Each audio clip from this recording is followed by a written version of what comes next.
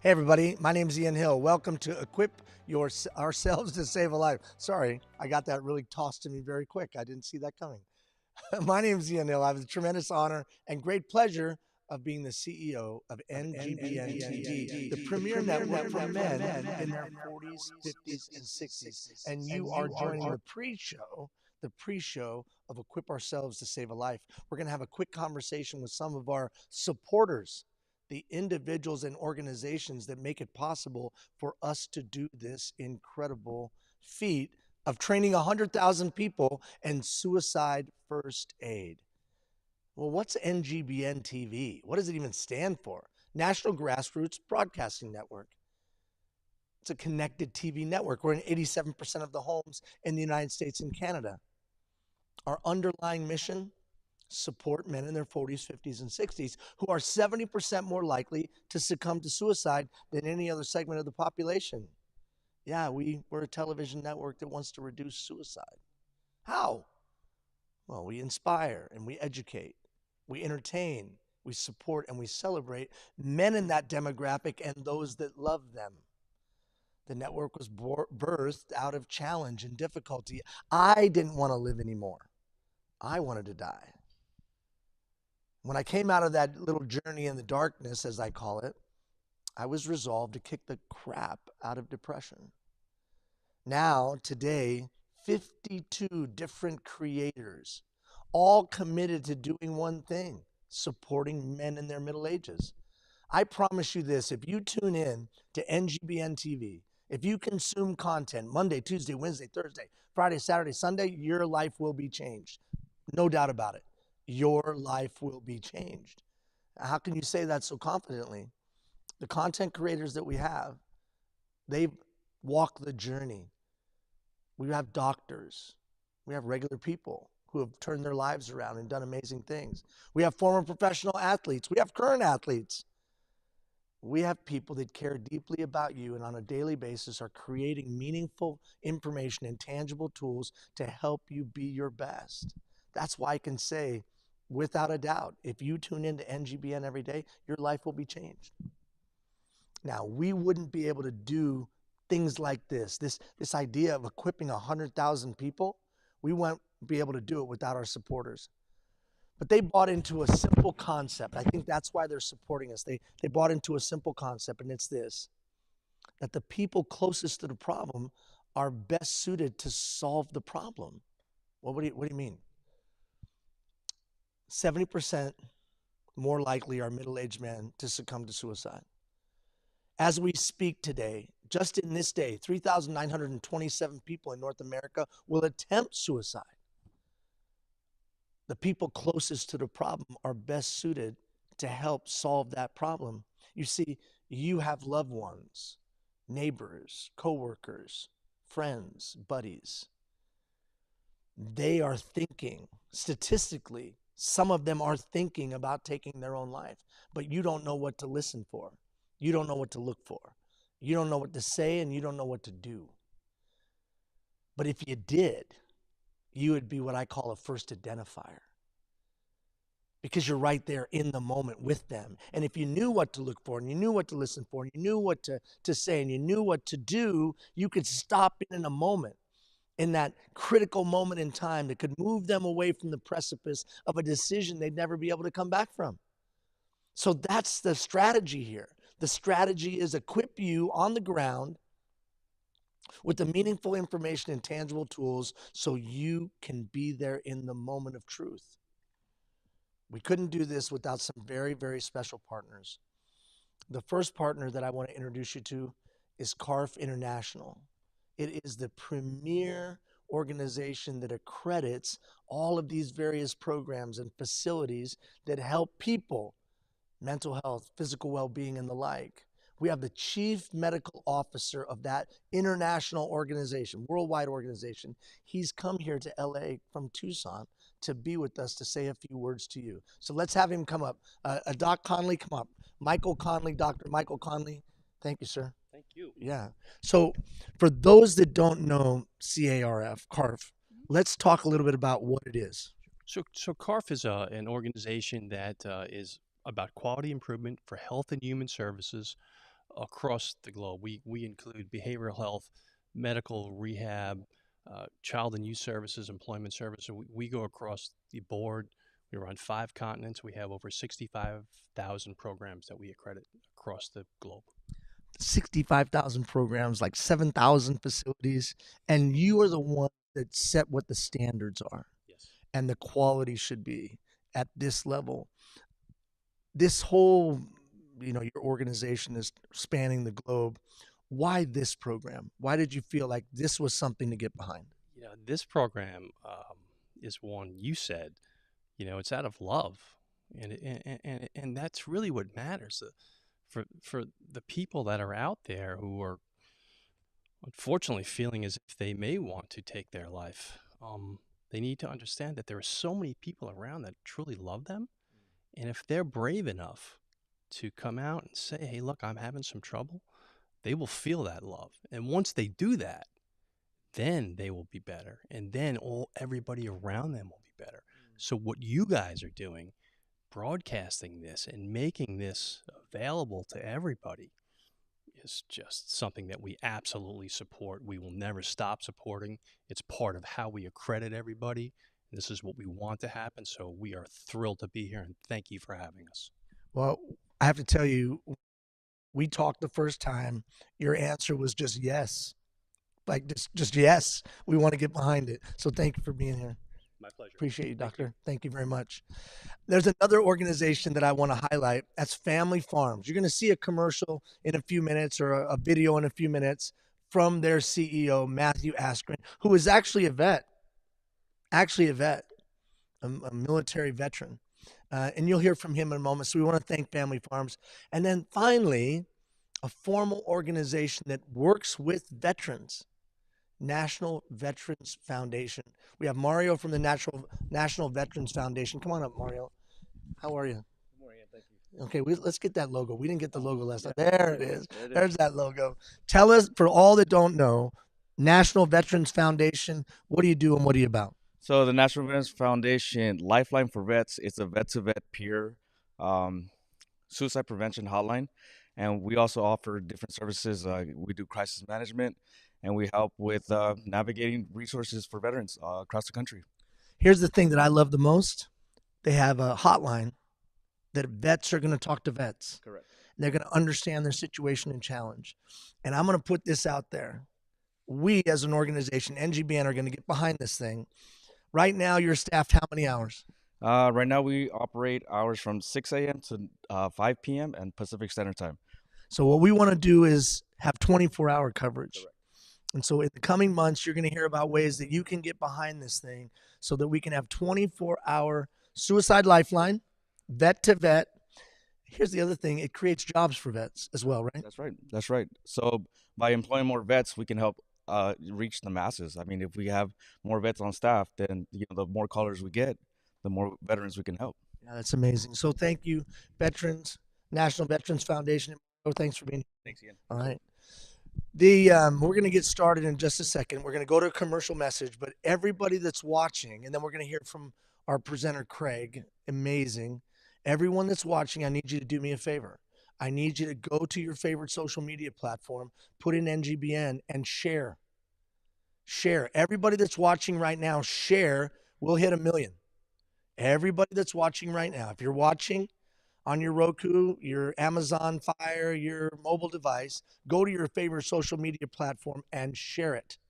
NGBN-TV. If you're watching on Twitter or X, if you're watching on Facebook, if you're watching on LinkedIn, share right now.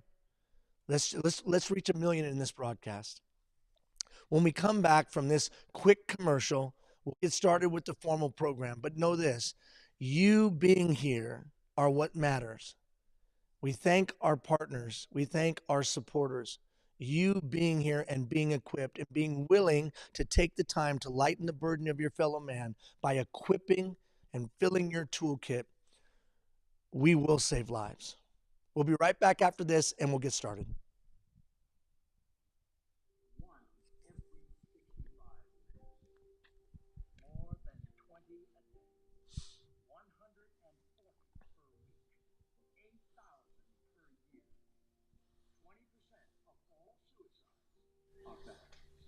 Stop the veteran suicide epidemic.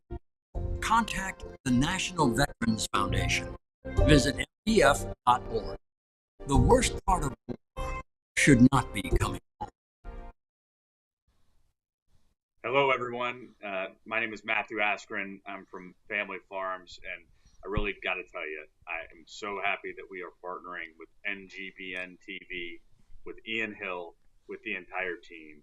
I've got to tell you that this is a momentous occasion, and the fact that we've got so many people that are taking the time out of their busy lives to volunteer and to try and learn how to save a life is so amazing. We appreciate all that you're doing, both from Family Farms and from NGBN.TV, but also we just appreciate it for humanity as we tackle this epidemic of men's mental health. Please, when you have a chance, check out Family Farms, check us out in your stores, check us out online, check us out on your social media, familyfarmsllc.com. But most of all, take a moment and understand how much we appreciate what you're doing for one another with this training and all that's involved.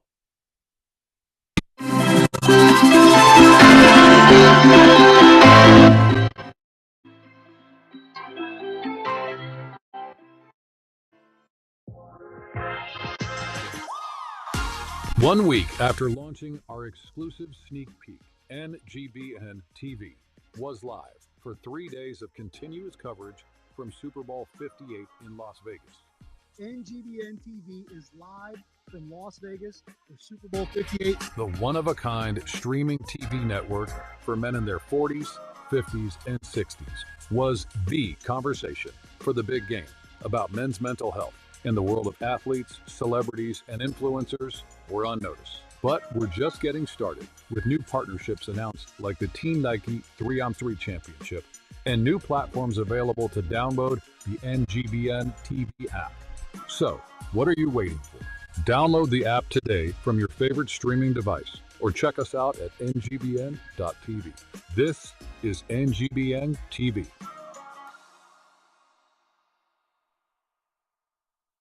Welcome to Family Farms, where our culinary journey is woven with passion, dedication, and a commitment to crafting the finest bacon-wrapped chicken, a timeless delicacy that has tantalized the taste buds since 1974. At Family Farms, we're more than just a traditional name. We've evolved into purveyors of gourmet delights. Join us on this flavorful adventure, where every bite tells a story of tradition, quality, and the enduring spirit of Family Farms.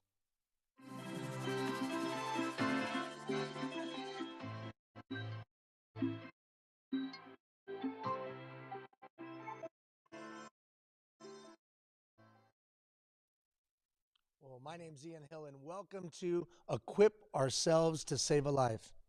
On the NGBN TV network, the premier network for men in their 40s, 50s, and 60s. Today, you're going to be equipped with the tools of what to listen for and what to look for, what to say and what to do if someone that you love or know is suffering from a life-threatening mental health crisis.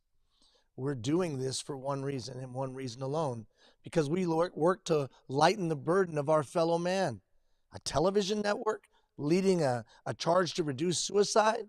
Yeah, there's 50 different content creators on our network, and we have one singular mission: lighten the burden of our fellow man and leave this world better than we found it.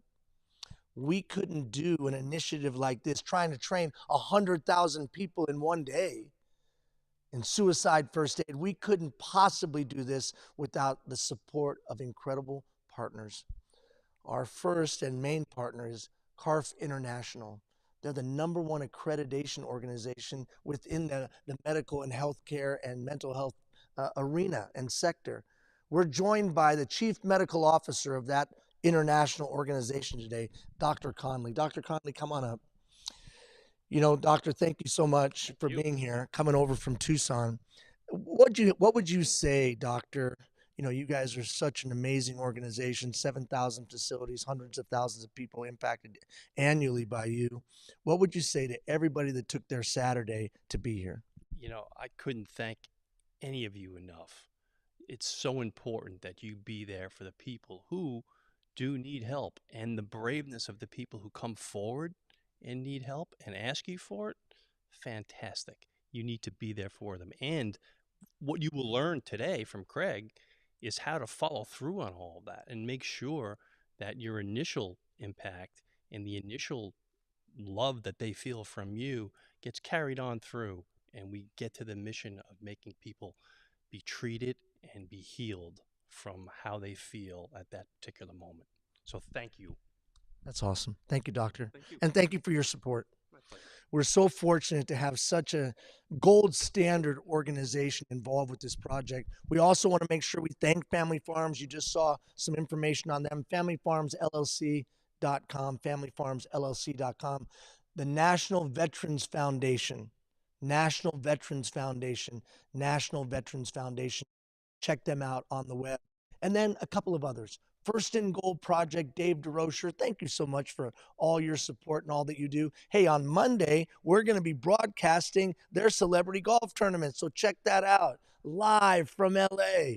Their celebrity golf tournament that is raising money for much needed veterans organizations. And then finally, I want to call out two individuals. We got big corporations, we got international organizations, but I want to actually speak to two individuals, Amy and Crystal. You know what they did? It chokes me up. $50. $50. Hey, we want to help you save lives. Here's $50. So Amy, Crystal, thank you so much.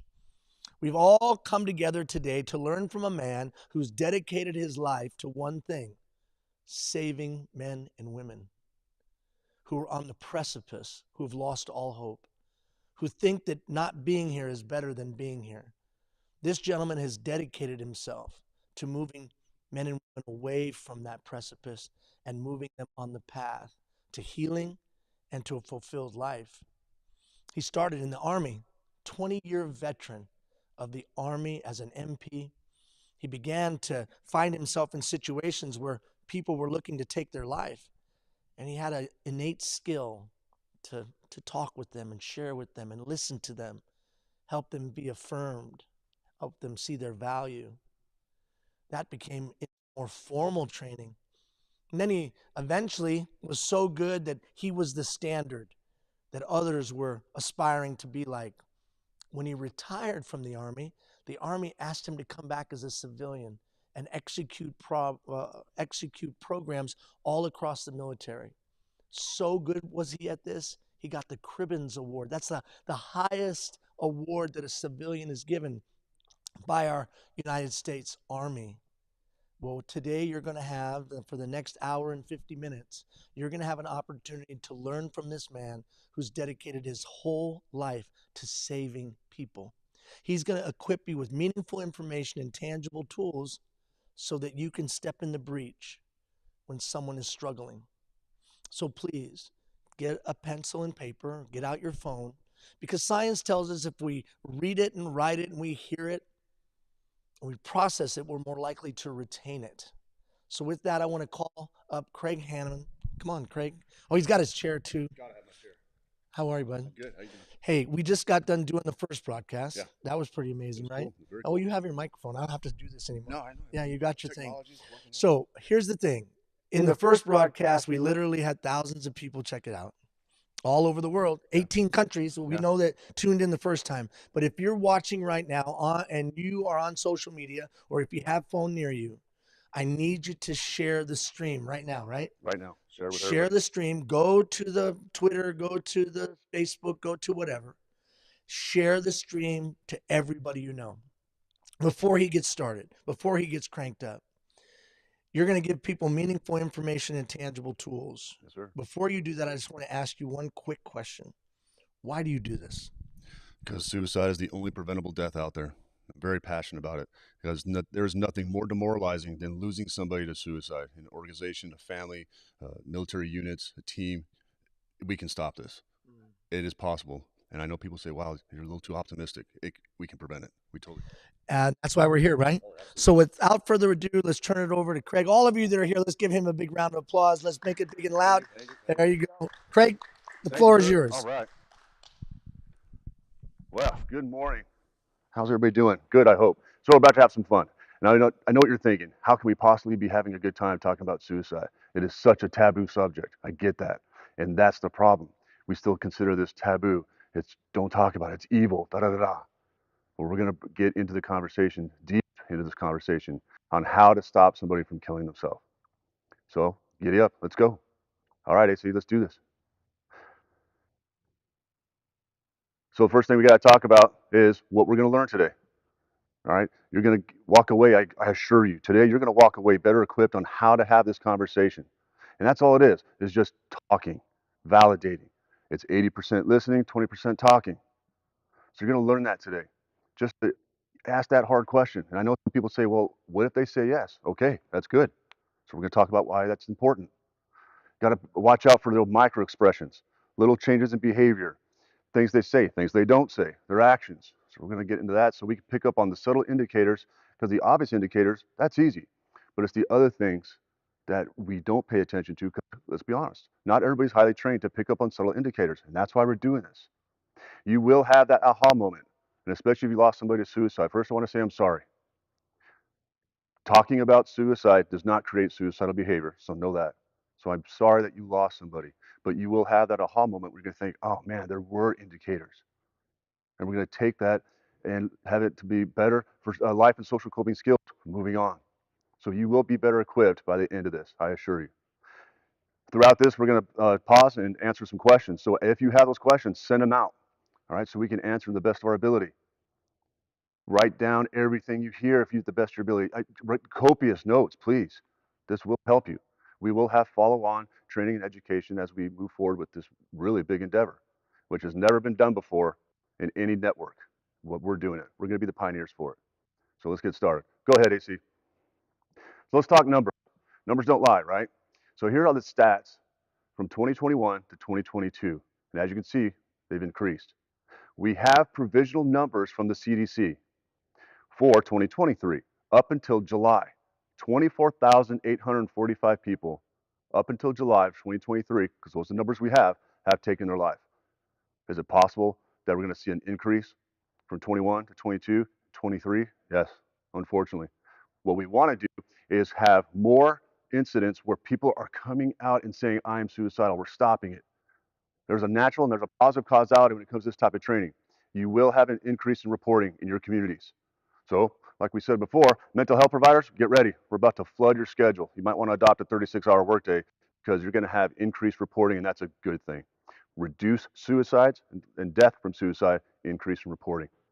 Another number that's kind of shocking, this is from the World Health Organization, only 38 countries have a government-sponsored program that values human life to attempt to prevent suicide. Only 38 in the world.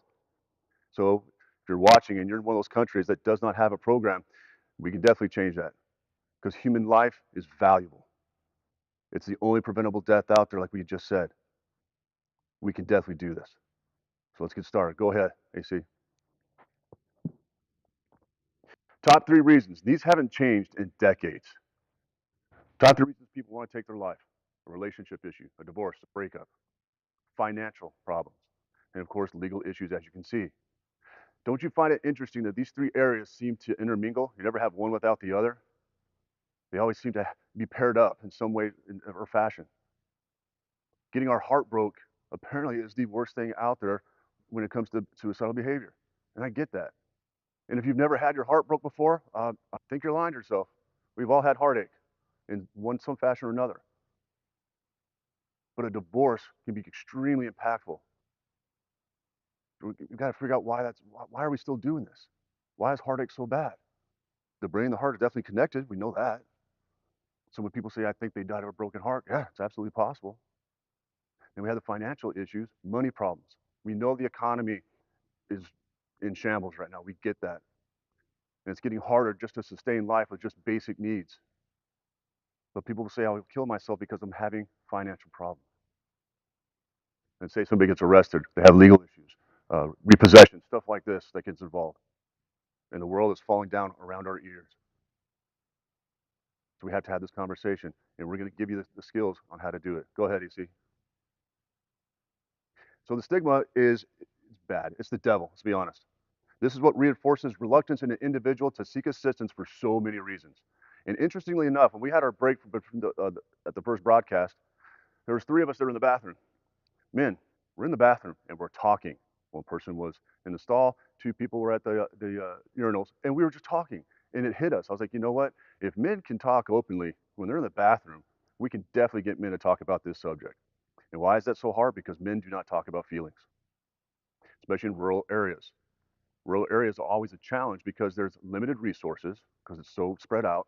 And rural areas also tell us that that's a blue collar heavy demographic as far as career fields. So men, blue collar workers, are they going to talk about feelings? Probably not, but we're going to help you get there. So as you guys are watching your watch parties and stuff like that, have some dialogue because one of us, it's possible right now watching this is vulnerable and they are thinking about this. And this has been, invading their mind. So it's absolutely possible that someone right now is at risk. So we got to get rid of the stigma. It's a horrible thing. It just makes you feel like you are less worthy.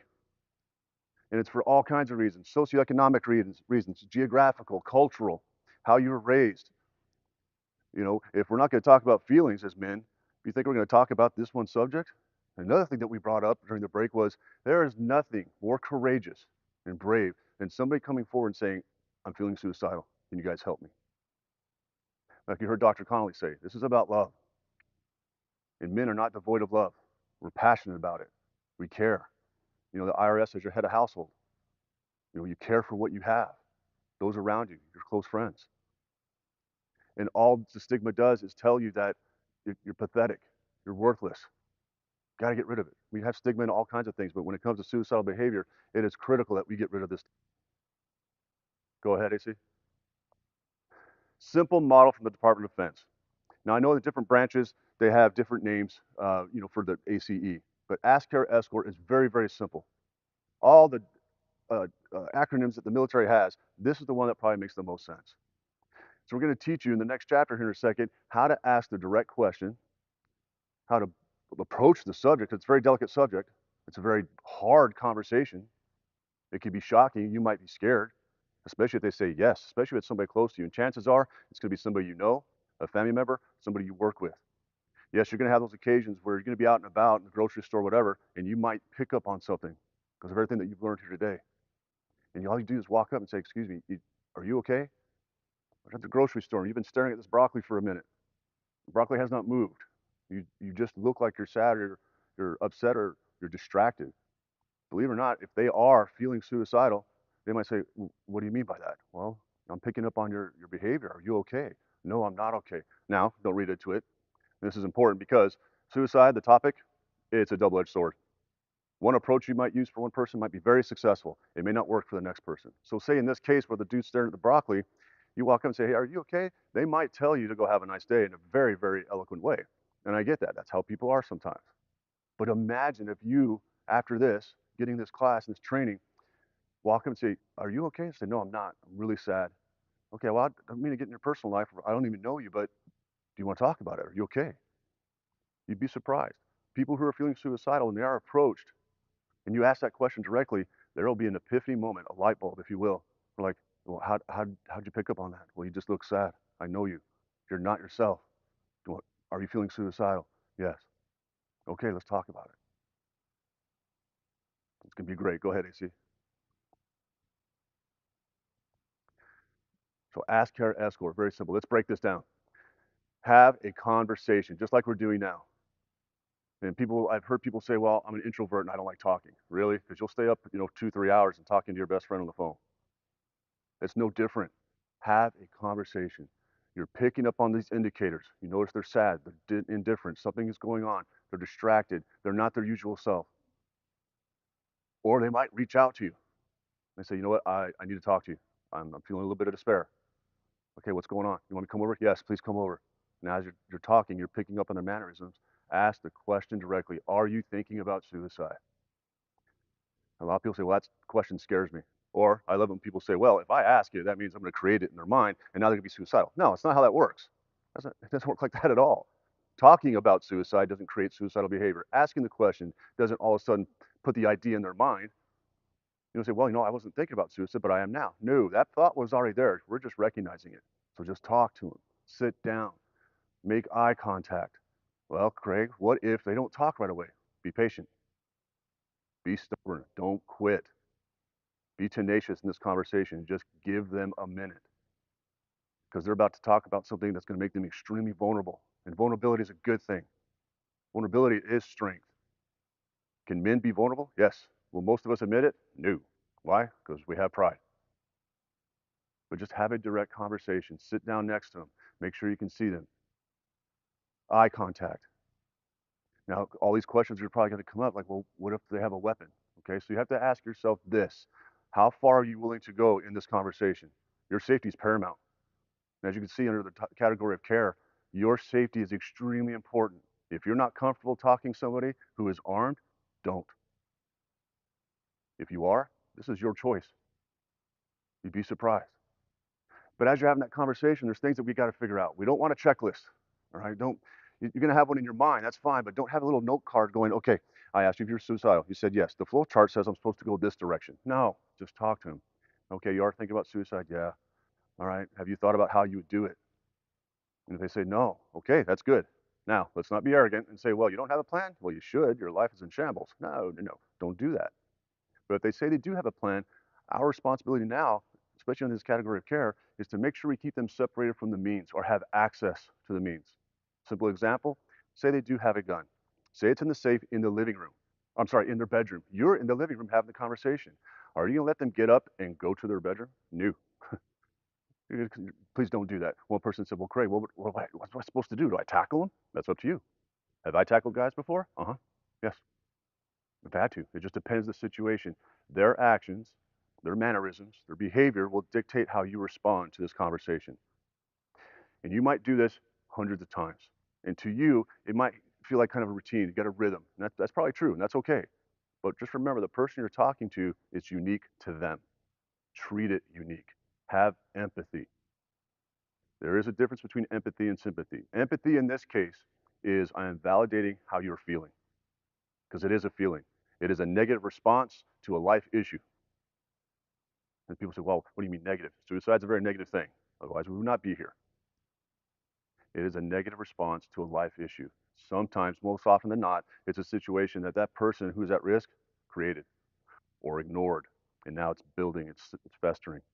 So that empathy allows you to validate how they feel. Sympathy is more pity. Like, oh, well, you want to kill yourself? Why? Well, I had a breakup. Remember those top 3 reasons? So I'm getting a divorce, whatever the case might be, da da da. Okay, that sucks. That's horrible. You just validated that that is a horrible thing that they're feeling. Because they're making it very clear, it's horrible for me. Pity would be, well, it sucks to be you. No, that's not what we want to say. That way it kind of keeps you separated. Empathy kind of creates a barrier of safety for you because you can validate how they feel, but you're not going to get so sucked in that you think you have to keep them alive for the rest of their life. This conversation is basically suicide first aid. And what we're doing is keeping you safe for now. Training people to be first indicators, huge. You responded. You're there. Remind them that you care. Remind them, you know what? I love you, man. Yes, I don't want you to do this. So let's talk. What's going on in your world? Because we want to figure out all those contributing factors that led up to that moment, up to that thought. Now, the escort part is kind of simple. One person said, well, you know what? What do you mean? Do I zip tie him, put him in the trunk of my car, and take him to the ER? No, folks, that's called kidnapping. That's bad. Okay. What we're doing is making sure we get them to a higher level of care if needed. Go with them in the ambulance. If they're willing, if they say, hey, I come with you. Yes. Stay with them as long as you can, every step of the way. That's permitted. If you do get to the ER, chances are they may not let you go back there right away. If you know how this process works, when somebody does go to the hospital, explain it to them. Because the last thing we want to do is shock them, or shock and awe them with all these surprises. They need to be prepared. Just like you're going to be brutally and blunt honest with them, make sure they're prepared. Hey, you're probably going to get taken back there. You're going to be in a room that's not comfortable. They might take off all your clothing and put you in a paper pajamas. And that's not to degrade you. It will feel degrading. You're going to look like this is insane. Why am I being dressed like this? It's for your safety. Facilities have protocols on how to deal with suicidal behavior. So prepare them for that. That way, when they do get there, they know they're not being degraded. They're not being put down even more. The staff is not reinforcing stigma and making you look horrible, making you feel any worse. You got to let them know how this works. The question that came up in the last session was, when do we call 988, which is the suicide hotline, or when do we call 911? That part is simple. If the person is in imminent danger, that's 911. If they call you and say, hey, I have a gun in my lap, and you're not comfortable to have that conversation face to face with somebody armed, call 911. But when you do that, you have to let them know everything that you're talking about. This conversation is not something we keep to ourselves. Again, double-edged sword concept, right? We don't want to attack the rumor mill either. We don't want to blast out on Facebook going, oh my God, John is suicidal. Here we go. Any takers on when he's going to do it? No, that's bad. But you inform first responders, you inform medical staff, everything. That way the clinician, when they talk to them, they have everything in the background, everything that led up to this point. Give them all the data. You have no idea what a small piece of information would be that one thing a clinician would use to keep them safe. Go ahead, AC. So these invitations, here's what we mean by this. In that conversation, their mannerisms, and these 4 categories that we talk about, actions, words, the physical, and feelings, these are the invitations that are being presented to you by the person at risk. For example, you have a teenager. They come home from school. Hey, how was your day? Fine. You know what that is for me? That's an invitation. Don't just say fine. What's really going on? How was your day? Who did you interact with? Was there any issues? Were your teachers in a good mood? You know, all these things. Give me some detail. Give me some background. Don't just say fine. Men, we'll do that. We'll say, I'm fine. You know, because we don't talk about feelings. But look at their actions, what they're doing. One thing that was extremely, very noticeable in the military was people would give away possessions, things that are very valuable to them, a car, their gaming consoles, movies, TV, stuff like this, because they're convinced that if I give it to somebody else, they can have some use for it because I won't anymore. That's an invitation. This actually happened when I was getting ready to do a class for a military unit. I'm getting set up, get my computer ready, and I hear a couple of soldiers talking about one of their other fellow soldiers. Well, he just gave me his Xbox and all of his games, tens of thousands of dollars worth of property. And I'm listening. I was like, I'm looking around. I was like, so where is he? He wasn't present. We're like, okay, we got a problem. So went to the leadership, say, hey, we're missing somebody. Like, what are you talking about? I said, well, here's the conversation I just heard. We go to his barracks room. He had a rope around his neck, and the end of it was tied to a sandbag that he was going to launch out the 3rd-story window of his barracks room. And we stopped him. Why? Because we just paid attention to a conversation that 2 people were having that stood out. That was a huge invitation, and it worked. And you're going to know this because people that you are going to end up talking down eventually, and trust me, it will happen. Reason why is nobody on the planet, you know, directly or indirectly, has not been affected by suicide. We all know of somebody, or we know someone who did, someone close to us. So you're going to pick up on their mannerisms, how they change their behavior, things they say, things they don't say. You know, speaking and talking with the words, talking in absolutes, nothing will get better. My life is horrible. I can't do this anymore. So remember that double-edged sword concept we talked about? Have a good conversation. That's why it's important, because I had an incident where a person said, hey, I think he's suicidal. I'm like, well, he gave me his PIN. And you said if they give away possessions, that's an indicator. I said, yes, I did say that. Okay, so I went back to the guy. I said, hey, you gave your PIN to so-and-so? He's like, yeah, she needed a PIN. I had an extra one. I was like, okay, cool, so you're not suicidal. He goes, no, why would you think that? I was like, I didn't think that. They did, so we read into it. Why do we do this? We overreact, and sometimes, unfortunately, we underreact. So if they're giving away possessions, say, hey, why are you giving me the keys to your Maserati? You know, because I didn't think we were good friends. Well, I'm not going to need it anymore. What do you mean by that? Explain that to me. What? You're not going to need your Maserati anymore? Why? Well, I'm going overseas for, 2 or 3 months. Oh, okay, cool. Or I'm going to kill myself in the morning. I'm not going to need it. That's the invitation. The physical part is obvious warning signs as far as how their appearance is. Like say they always look nice, they dress well, they're clean, they don't smell, they take care of themselves. Now all of a sudden they're looking a little disheveled, unkept. They start complaining about, I can't sleep, I haven't slept in weeks. Why not? What's going on? Why are you having a hard time sleeping? And that's a good question to ask, and that's one of the indicators that's pretty obvious, to be honest, because suicidal thoughts usually are engaged in the mind between 10 o'clock at night to 6 o'clock in the morning, when it's quiet, when it's dark, and that's when the ghosts come, that's when the demons invade. They take over our thoughts, and we're by ourselves typically. So when if they say, I haven't slept in so long, why? Explore that invitation. That's important. How are they feeling? They're settling into hopelessness, helplessness. They feel completely alone. They will actually say it, I'm completely alone in this world. Why do you mean that? You're not alone. I'm standing right next to you. I'm right here. Why do you think that? Remember, we're thinking in end of times in our mind. Nothing is going to improve. Nothing's going to get better. They're complaining about always being weak physically. Suicidal thoughts are draining on the body and the mind. These things will stand out. The subtle indicators are a little tougher, but we're going to talk more about that here in the next couple of chapters. Now, Ian, I know we got questions. Caught me off guard. Sorry. Caught me off guard. That's okay. We do have questions. So one of the questions that came in, and you can always go on any of the social media. We have Jenna scanning all the social media for questions, and then she sends them over to me. So one of the questions that came in has to do with just the words. So basically the question, if I could summarize, and forgive me, Matt, for summarizing, how do you get the conversation started?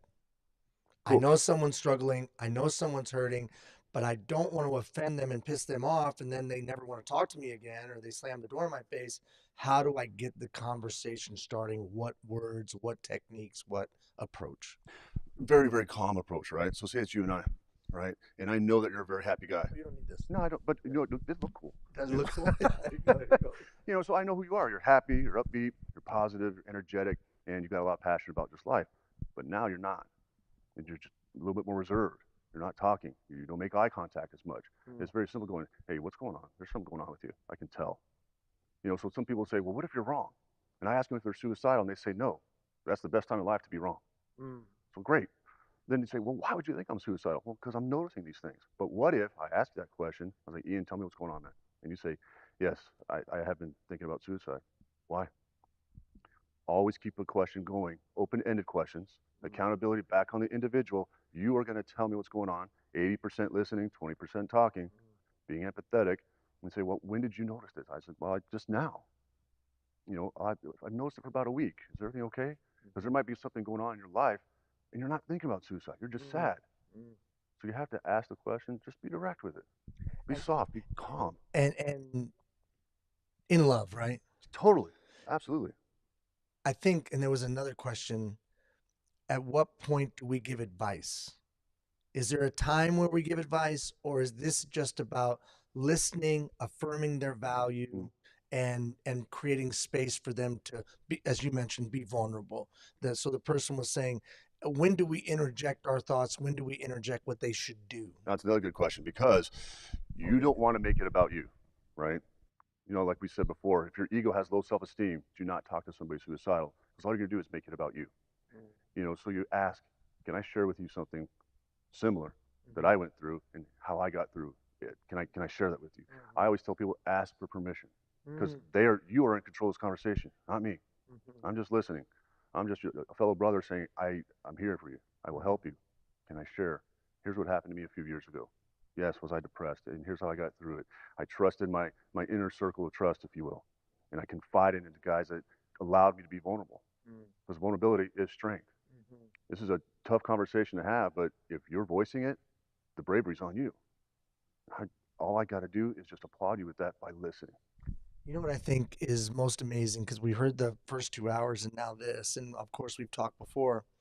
You know, you think you have to be brilliant. You think you have to have all the answers. Yeah. You think you have to be able to step in with incredible wisdom and convince them. But really, it sounds like I just need to listen. That's it. You don't need to say stuff like, well, you know, Plato many, many years ago said da-da-da-da. No, you don't need incredible insight. This is just commonality of language. And that's why we want to take this from a taboo subject to a common subject. You know, it's uncomfortable, but it's only uncomfortable because we created that stigma. We built that. Yeah. You know, reinforced that discredit, shame, et cetera, et cetera. So talk. Let me hear your concerns. How can I help you better? You know, one thing I would avoid is, have I failed you? If they don't say this is because of you, leave you out of it. Don't go there. Don't go there. No reason to. Why would you add to an existing problem? Did I fail you? We feel like we failed you. Right. We feel guilty. Of course. Yeah. Yeah. but there's no reason to go down that road. No, sir. Keep your questions coming in every 20, 25 minutes or so. We're going to step in and let this dialogue. I'll act as your conduit to Craig. So keep your Absolutely. questions coming in. You're doing an amazing job. Thanks, sir. Keep going. All right. All right. Okay. Hey, see, let's do this.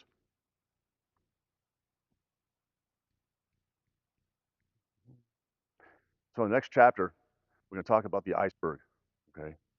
This is basically a behavior model on what we show people. So if you look at that red line and you see the tip of the iceberg right there, everything above that is what we want everyone to see. And we're in charge of that. So I'm going to say, I'm going to show you my good face. I'm going to let you know that this is how I feel. This is what I'm thinking, et cetera, et cetera. It's a facade. And this is tough to break down when we're talking about, suicidal behavior. But we're going to go in the weeds in this. All right? This is going to be a very thick subject. So again, take copious notes because all these categories we're going to break down and what they mean and how it relates to suicidal behavior. And if you look at the categories as we go deeper and deeper, that issues that are at the bottom of the iceberg are under incredible pressure. So if you think of the water, the deeper you go, the pressure builds up.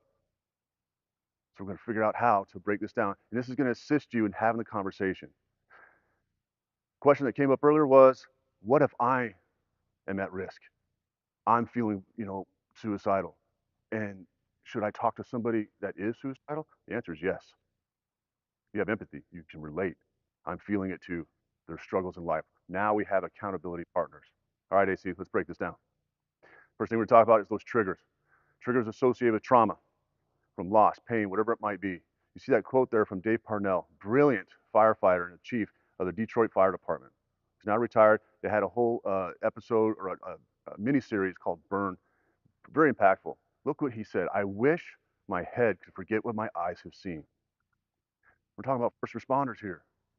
First responders are at extreme risk for suicidal behavior. Everything that they're getting exposed to. A police officer, for example, might be jaded to a community thinking there's nothing but bad people in the world because most of their exposure is dealing with bad people, criminals, etc. They get very jaded. Why are they at such a high risk? Because of that issue of seeing horror on a daily basis, first responders alike, and they have access to lethal means. So we watch out for that. Caregivers, doctors, veterinarians, high on the radar and on the tipping point for suicidal behavior because it's extremely stressful. Imagine a veterinarian, for example, who is dealing with a family from the start with a brand new family member, a pet. They got this pet, this little cute little dog as a puppy, and they are with them the entire way. They see the dog and the child growing together. And then say 12 years goes by and now the dog is dying. Now they have to put the dog down and they see the impact it has. That's very emotional to deal with. So when we talk about triggers, we're going to be very honest about something. I will tell you my trigger. 20 plus years in the Army, then 4 years as the program manager for suicide prevention for the Army. Those 4 years were very stressful, and at times more stressful than my 20 years in uniform. My trigger, this is from deployments, is the smell of burning hair. When there's explosions, etc., roadside bombs and the like, first thing I would smell is burning hair, from people. Here's what's awesome about triggers. They are healthy. They are good for you. How you respond to your trigger, it's based on your emotional state at the time. Let me explain. So since we're in California, let's talk about the happiest place on earth, Disneyland, okay? So say, with my wife, we're in Disneyland, we're at the hotel, early in the morning, we're getting up, we can't wait to get there. She's curling her hair, she's burning it, she wants to look Disneyland perfect, okay? I get a whiff of that odor. Am I gonna respond in a negative way? Probably not. Why? Because I'm in a good mood. I'm elated, I'm joyful, I'm excited, I'm very, very happy. Everything's gonna be fine. That's what I mean about your triggers are positive. They're a good thing because we need to know how to respond to it. All right, let's flip the switch a little bit. What if her and I are in our Sunday best? We're dressed, we look sharp, we look great, but we're getting ready for a funeral, and I get a whiff of that odor. That is my trigger. Many people could have the same trigger, but it's mine. How I respond to it is my choice. I'm already compromised. I'm sad. I'm feeling guilty. You're replaying everything you know about this person up until the point they died, and you're just like, oh, it hits you. They will no longer be at the barbecue. They're not going to answer the phone ever again. They will never respond to one of my texts. Yeah, I'm going to respond in a different way. So remember that. Your emotional state at the time that you're exposed to your trigger will dictate how you respond to it. And validate those triggers in people. Hey, what is your trauma? What is setting you off? So now we got to talk about post-traumatic stress disorder, right? Ooh, another taboo subject. Why? Because I said the D word, disorder. Here's what's ridiculous. Every time we say the word disorder, people normally will think and believe I'm broken. I have a mental health issue. So I learned how to take post-traumatic stress disorder and kind of change it up a little bit and have post-traumatic growth. I know how to deal with my trauma. Anybody can have trauma. A 5-year-old kid can have trauma.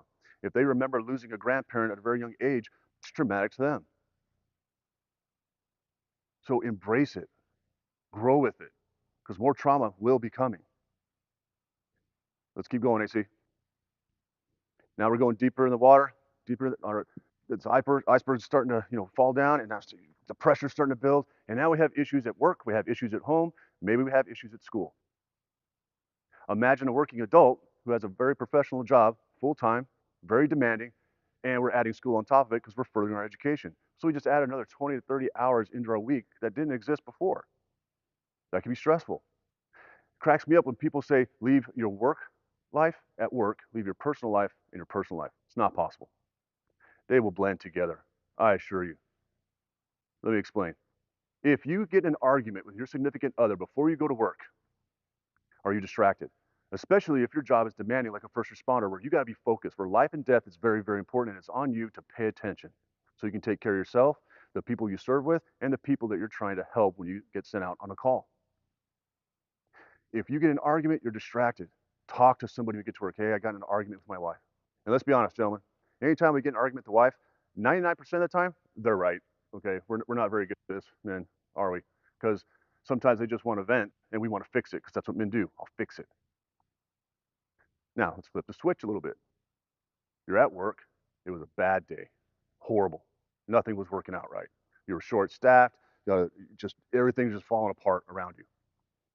You get through the threshold of your door at home. Should you vent to your loved one? Yeah.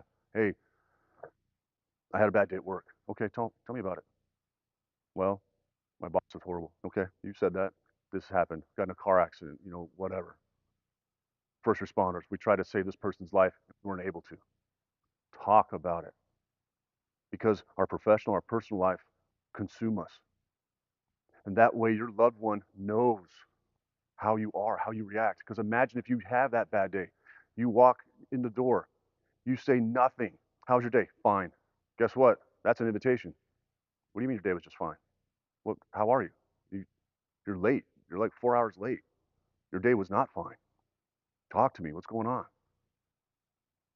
Have an open conversation. If you have kids and school is stressful, let them vent to you. Let them tell you why it was stressful. We put such a high demand on academics. So say you've got that kid that's a 4.0, perfect academically. Learning comes easy to them. And what if that day, because they put so much pressure on them, or parents put pressure on the child, they got a B on an exam. To them, they're a failure. It's okay. You got a B. You're still great. You're still smart. What did you miss in learning?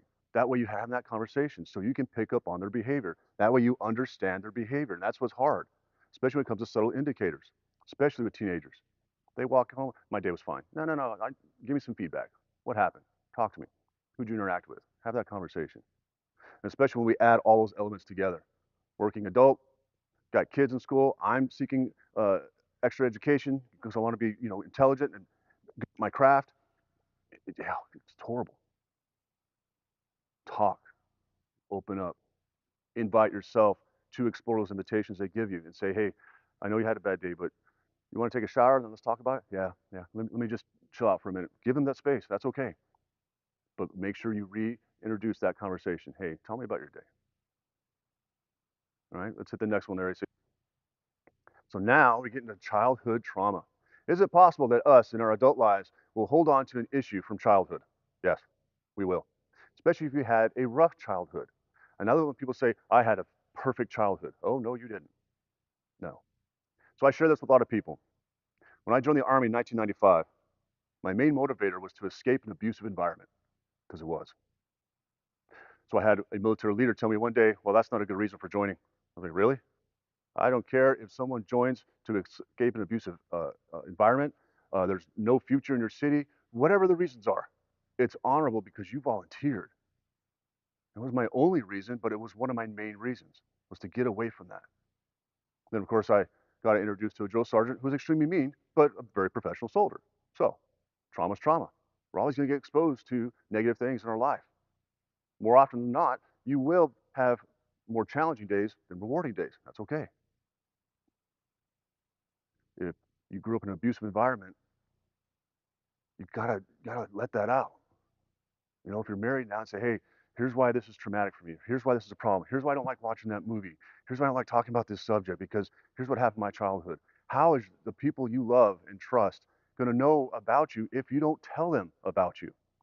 Then it becomes a guessing game. Then it makes the conversation of suicide very difficult because I don't know anything about you. And I'm going to give you examples here in a little bit on how complicated this conversation can be. So let's get to the next one because we're going to talk about depression. Here we are at the bottom of this iceberg.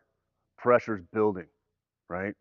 The water pressure around us, life, everything else just really starting to, I can't escape, I can't breathe. And I've talked to many people and they say, I don't get depressed. Liar. If you go through life never depressed, and I'm not talking about clinical depression where that's a different story. I'm talking about momentary sadness. Something rough is happening in your life. If you've never been depressed, you are not paying attention and you're just apathetic. We don't need that, especially if you're trying to talk somebody down. This is a good time where you could share it. Say, hey, I understand you're depressed. You know, and as we're talking, is it okay if I share something with you? For example, I got hurt a long time ago. Couldn't walk, could barely see. It was a struggle. I was in a wheelchair for a while. And it took me months later to learn how to walk again as an adult. Was I depressed? Oh yeah, I was very depressed. I was feeling really defeated.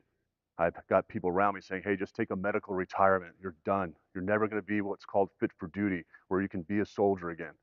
These were things that were being told around me.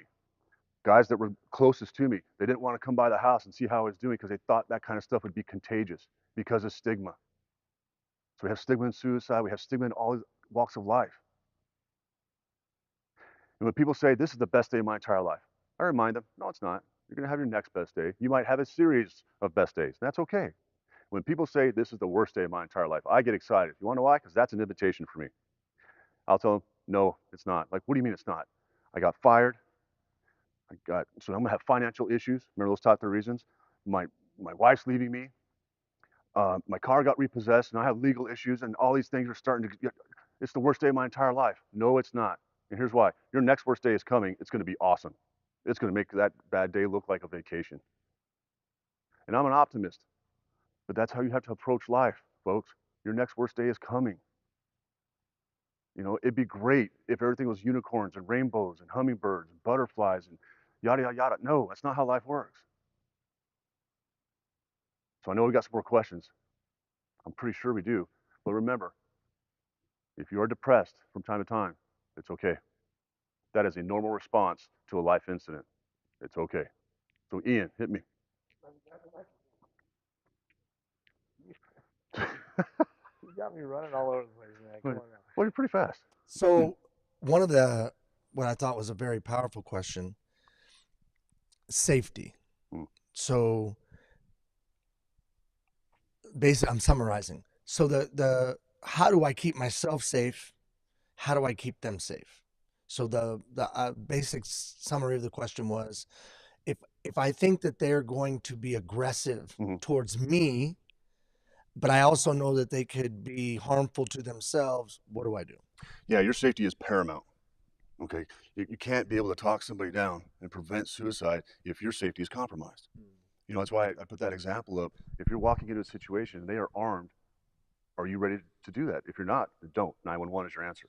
Hey, my friend John, he's thinking about suicide. He's armed. I think he has a pistol. He's in the living room. I was talking to him. He is talking to people. Your safety is paramount. Because what if they do get aggressive? And it happens. I had an incident where a gentleman taped a shotgun underneath his chin. And we're this close. And I'm like, what's going on here, man? Why? You know, when he told me his reason, and I'll get into it later, it was a valid reason for him. It was rational to him. And when I saw his finger kind of slide up into the trigger well, I tackled him. That was the risk I took. You know, then I punched him. He's like, why'd you punch me? I was like, to remind you that you feel. Mm. You know, so he's like, but you just punched me. I was like, I know, you're fine. You know, you have to decide how far you want to go in that conversation. But remember, people, your safety is paramount. Right. Always. When you talk about the iceberg and we look at the iceberg, and you said that the deeper we go, the more pressure there is. Right. Walk us through how to have that deeper conversation of financial problems, of marital infidelity, or whatever the deeper challenge is. As we get deeper, are there things that we should be doing as the listener to create more space or feel deeper comfort? Like, how do we go deeper, I guess is the question. Yeah, so you want to be their life preserver, if that makes sense, right? And to get you back, you know, floating, because right now you're barely treading water. And we know we got this river of suicide, all this stuff having downstream. You are in the downstream and treading water with this person, more or less, if that makes sense. So if you just start the conversation, you say, hey, you're thinking about suicide? Yes, I am. Okay, can you tell me what's going on? I am seriously depressed. Now we're at the bottom of that iceberg, and we know that that's where the pressure is. So how do I get you afloat? Okay, I understand you're depressed. Can you tell me why you're depressed? Well, you know, a breakup, financial problems, all these other things coming in and going, okay, that sucks. That does. I'm validating it. I understand you're depressed. And it's okay sometimes to say, do you take medication for depression? Have you been diagnosed with clinical depression? And some people say, oh, no, don't do that. You're violating HIPAA. How am I violating HIPAA? We're having a conversation. I didn't blast on Facebook going, yes, he is clinically depressed. He's taking this medication 5 times a day, da-da-da. That's a violation of HIPAA. You and I are talking so I can figure out how to get you afloat, get you back in the boat. Let's get ashore and let's move on. We'll work on depression. We'll work on these other contributing factors. We'll get you some help because you don't want to have empty promises, especially if they say financial issues. Okay, well, I'll give you $5,000. Is that going to help? Probably not. And are you willing to do that? Because if you're willing to do that on this case, you better be willing to do it on the other cases. Down the road. Exactly. So what about, and this is, I think all of us have seen this. Maybe we haven't experienced it, but we've seen it. Over and over and over again, this person is making choices that are destroying their life. Right. And now they're talking about suicide. I've been hurt by them. I've been taken advantage by them. Right. And I'm angry with them. And I think they're just trying to get attention.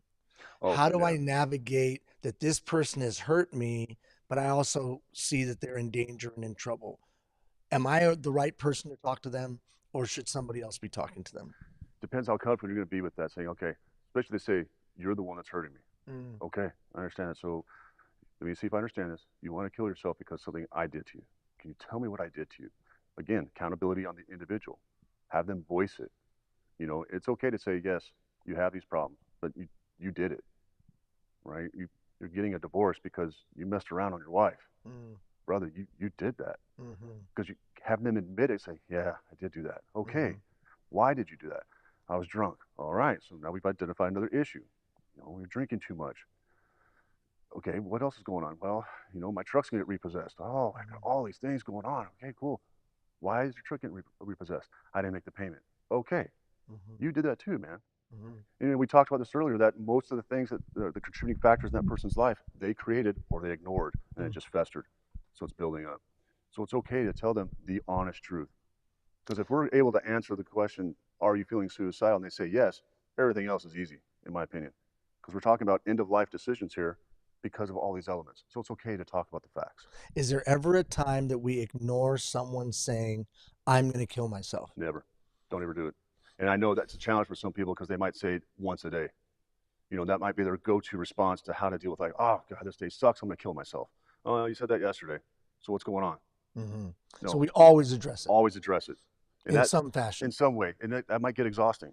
But that's when you got to tell yourself, okay, look, obviously I'm not able to help you. We got to get you to a higher level of care. I know a person. Can I introduce you to him? You know, he's a physician. He's a clinician. He's a brilliant mental health provider. He's a suicide interventionist that just had this really cool training. Talk to somebody, you know. Go to his email. Go to Craig at NGBN-TV.com. Right? Yeah. We're going to take a commercial break in just a second to let you go run and get some water. And most importantly, thank the people that have supported us. If you were to summarize this first hour, 50, 3 minutes. Mhm. If you were to summarize it and kind of make the cliff notes of it, Right. how would you summarize this first hour? And what do you want us to really take away from this first hour? Well, we talked about how to identify subtle indicators, Mhm. how to explore those invitations, like we said, because you are inviting me to have a conversation, Mhm. because I picked up on it. Mhm. Be honest. Look at that iceberg. Remember that. If you don't remember anything else, remember that model in your mind.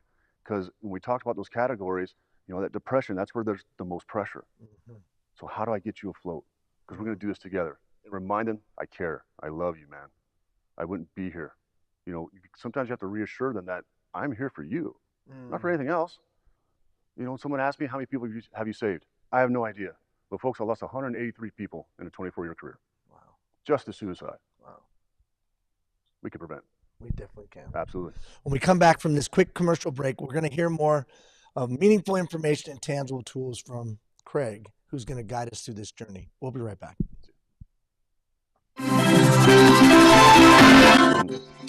We're on point now. Yep. I'll catch it and then I'll invite you in. Sweet.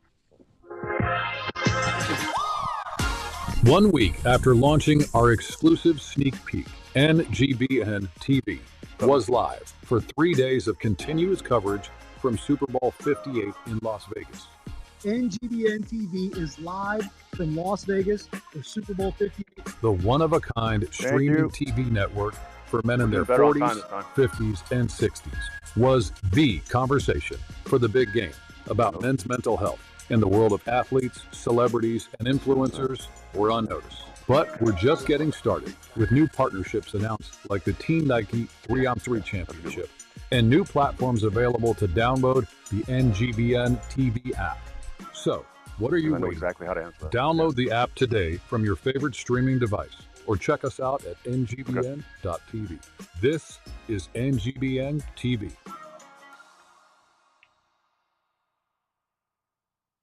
Welcome to Family Farms, where our culinary journey is woven with passion, dedication, and a commitment to crafting the finest bacon-wrapped chicken, a timeless delicacy that has tantalized the taste buds since 1974. At Family Farms, we're more than just a traditional name. We've evolved into purveyors of gourmet delights.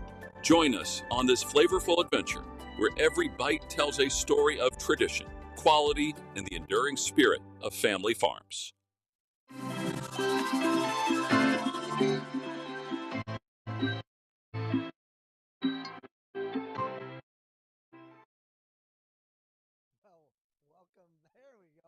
Welcome back to Equip Ourselves to Save a Life. My name is Ian Hill, and this is the NGBN-TV network. We thank all of those sponsors that you just saw: Carf International, Family Farms. Also, big shout out to the National Veterans Foundation for all their support.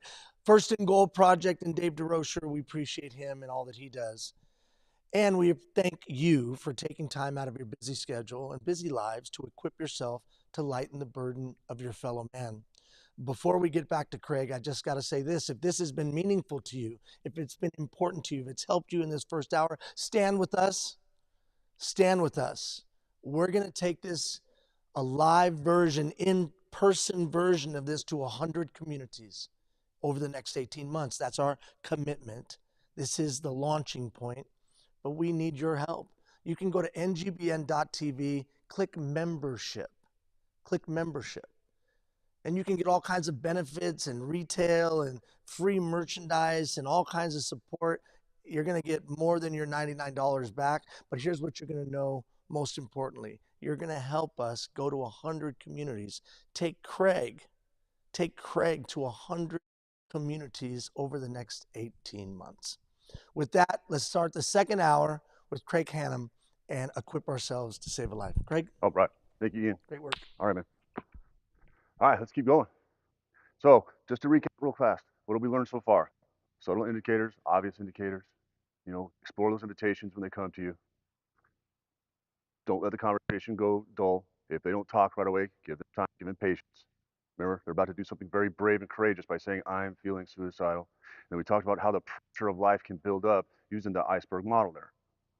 And how we put on the good face, as you remember, what we want people to see. Remember, being vulnerable, especially as a man, is a very difficult thing to do and to accept. And of course, ACE. That is our bedrock. That's the foundation. Ask, care, escort. It's simple to use. Just to have a conversation. So let's keep going, AC. So here's a good question, and hold on to this question. All right, if you're at a watch party, probably going to talk about this a little bit. Who is at fault when someone kills themselves? It's a very good question. It's a very profound question. It's a very difficult question to actually answer, and we're going to get there in a minute. So in the next couple of chapters here, you're going to see all kinds of contributing factors. What people have told me was their first reason why they said I'm feeling suicidal. One of the chapters you're about to see on the slide is a bunch of scattered thought up there. I assure you, I have not made any of these up. This is what people have told me in my experience thus far. Sometimes it repeats itself. We're going to go over a few contributing factors. And hold on to that question. Who is at fault when someone dies by suicide? All right, AC, let's get it going. So we got our job. I love when people say my job sucks. Yes, sometimes the job does suck. I like it when people say, I have the best job in the world. Cool, you probably do. I love this job. This is me talking. I love doing this stuff. I'm very passionate about it. Is it a challenge? Yes. Is it difficult times? Oh, big time. Will I have more challenging days versus rewarding days? Yes. Is it always successful? No, it's not, unfortunately. So when people are talking about their job and they're complaining about it, they say, I'm going to kill myself because of this job. Okay, go deeper. Have that conversation once again. Why do you want to kill yourself for the job? What is so bad about it? It's a bunch of things. It's my boss, that next category there. My boss is horrible. Years ago, the military spent a lot of money trying to figure out how to get rid of and identifying toxic leaders. So they finished the report. Next year came around, guess what happened? More people got promoted who were already toxic. Is there always toxic people out there? Toxic bosses, toxic leaders, et cetera, et cetera? Yes. Not everybody is good at what they do. Not everybody's passionate about what they do. They don't care about their people enough. They're just there for the paycheck. I get that. Some jobs are very challenging. I was military police. So there's two aspects. One, there was a deployable mission, and then there was a stateside mission, which was all law enforcement. That's very challenging. You see a lot. Our first responders see a lot. Doctors and all that stuff that we talked about before, veterinarians. There's a lot of trauma in there.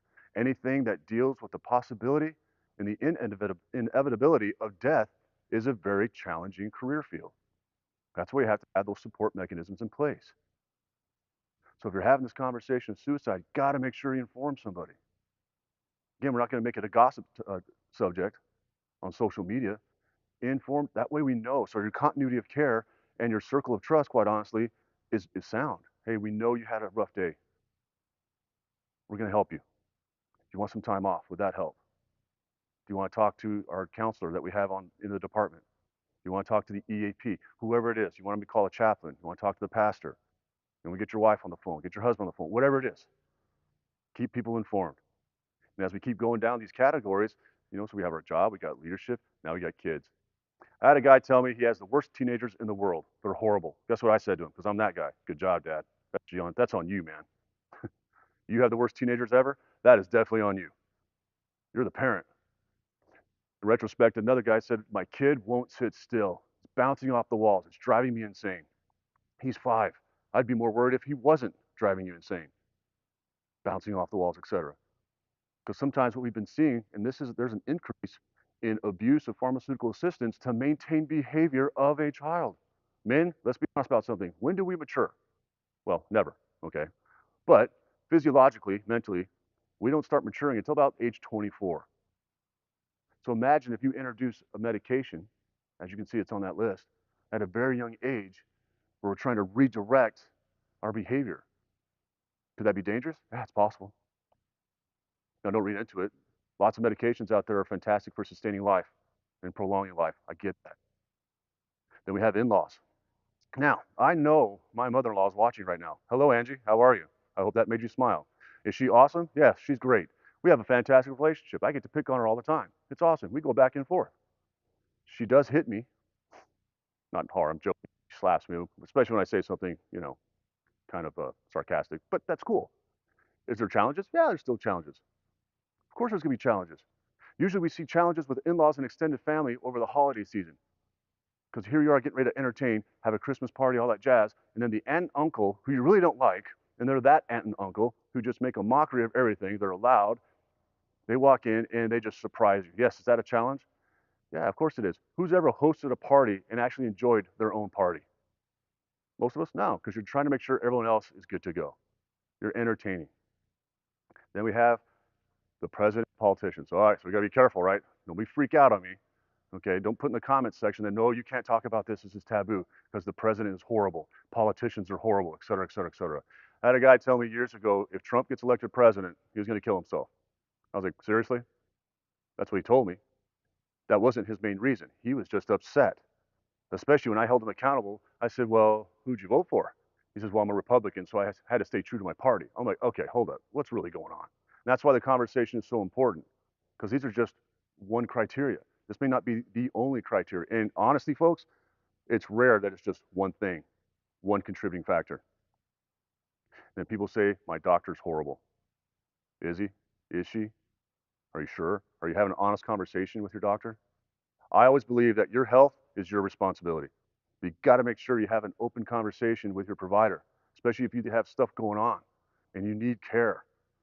You know you might need medications. Make sure you do a physiological workup, a blood workup. Make sure that the medication that's about to be prescribed to you, the side effects, don't impair what it's supposed to do, what it's supposed to help you. Now, I'm sure you guys watch those commercials with medications, right? And they say, we're going to fix this problem. Let's say, for example, I'm not going to say the name of the medication, but something that's going to help you with your kidney function. That way you can go to the bathroom without issues. Now, men, as we get older, this becomes a challenge, right? Sometimes going to the bathroom, can be hard.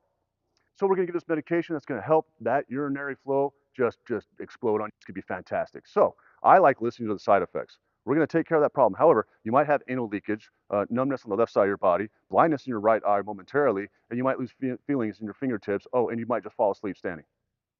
But your provider will say, hey, the benefits far outweigh the side effects. I like those commercials. They give me great material. They really do. There are side effects with medication. We're introducing a chemical into the body that wasn't there before. Of course, there's going to be side effects. All right, you ready for this next chapter? This one's going to blow your mind. Here we go. Again, I'm not making this up. I didn't Google and say, hey, what's popular in the world that people don't like? These are criteria and contributing factors that people have told me face to face. Craig, I'm going to kill myself because the rainforest is being decimated. I'm like, wow, okay. Have you ever been to the Amazon or Brazil? No. So what's really going on? So you're just upset that we're wiping out rainforests. Okay, go deep in that conversation, because that's not the criteria. That's just the one thing, the most recent thing they were exposed to that just set them over the edge. When people say, I can't stand people who drive Ford trucks. Well, for all you Chevy owners, Ford is better. Okay, let's just admit that. How about the criteria of sports fans? Do we have people who are just a little over the top about being a sport fanatic? Yeah, perhaps. Is there a group of people out there that's really hard to reach? Yes, Dallas Cowboy fans. So I'm sorry. Okay, if that offended you, you're going to be okay. Okay, I'm joking, of course. But yeah, that's not their only reason. Now, normally when I have an audience, I'll ask somebody in the crowd, pick up a criteria, one of these contributing factors, and I will tell you a story. The one that's most popular, quite honestly, is Elvis. You're going to love this story. So remember back to that, who's at fault? Okay, remember that question. And is it rational? What they're wanting to kill themselves over, is it a rational thing? Let's break this down. Elvis had a brilliant soldier who went on to deployment. He came back, and his deployment was rough. It was very violent. Walks through the threshold of his door. The wife had no idea when he was getting home. And quite honestly, he didn't know when he was going to get home. Elvis is playing in the house. Is just filling, the entire house with music.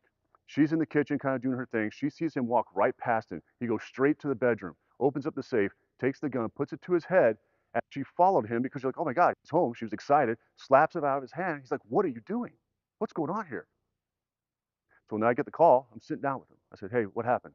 He's like, well, the wife was playing Elvis. I was like, okay, so you don't like Elvis? He's like, no, I don't like Elvis. I was like, okay, tell me why. He's like, no, I don't want to. So I had to take my time.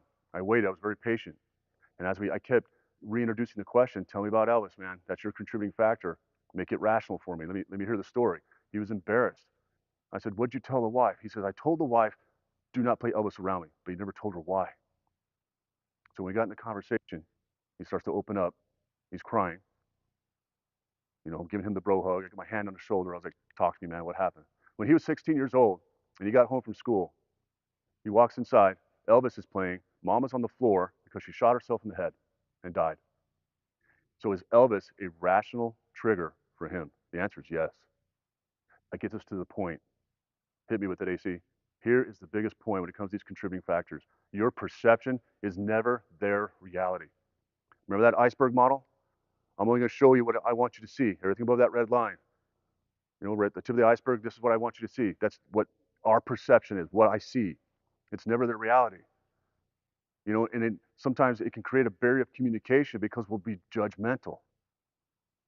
I did a class once and the lady's like, "Excuse me, sir, I don't like that comment." I was like, "What do you mean?" She goes, "I don't judge." I was like, "Okay." I said, "Did you have a question?" She's like, "I don't judge." I said, "I heard you." She goes, "I am Christian and I do not judge." I was like, "Awesome." Guess what she says after? She goes, "But this dude right here needs Jesus." I said, "Thank you. You just illustrated the point." Do we judge others as human beings? Yeah, we do. Sometimes too often, sometimes in a bad way. But we can take our judgment, hone those skills a little bit when we're talking about someone who is at risk for suicide. Because I'm not judging you, I'm validating that you feel that way. We can't make people feel how we feel. We can't make people believe how we believe all the time. That's just human nature. But I can definitely validate your feelings and your response to this. Let's keep going. We got more to do. The fear is associated with this aspect. For example, somebody becomes suicidal, we intervene, we prevent, and now we're getting to that next step of making sure you get treated. So say they go away for treatment, a few hours, a couple days, weeks, maybe a couple, 2, 3 months. The fear that is associated with the person is when they get back home or they go back to work. How am I going to be viewed? Because I know I'm going to get judged because everybody probably realizes now that I was suicidal or that I had an attempt. How do I deal with that? Are my kids still going to like me? Is my spouse going to still love me? Am I going to be respected at work? The IRS says I'm head of household as a man, right? Am I still that? Am I still dad? Am I still a friend, a brother? What if you're in the military? Am I still a good service member? Am I weak? Am I pathetic? Am I compromised completely? Am I going to lose my job? That's another worry. And why is that? Remember what we talked about when it came to stigma? That's why. Because we continue to reinforce that stigma to tell them that, yeah, you came back from treatment, you went and saw the wizard, you went to the nut farm, so you're all jacked up. No, it's not how that works. It's not how that works at all. When they get back, treat them the same. Because guess what they were taught? Just like what we're learning right now. They were taught bigger and better social coping skills for life's challenges. So when they get back from treatment, hey, what'd you learn? Talk to me.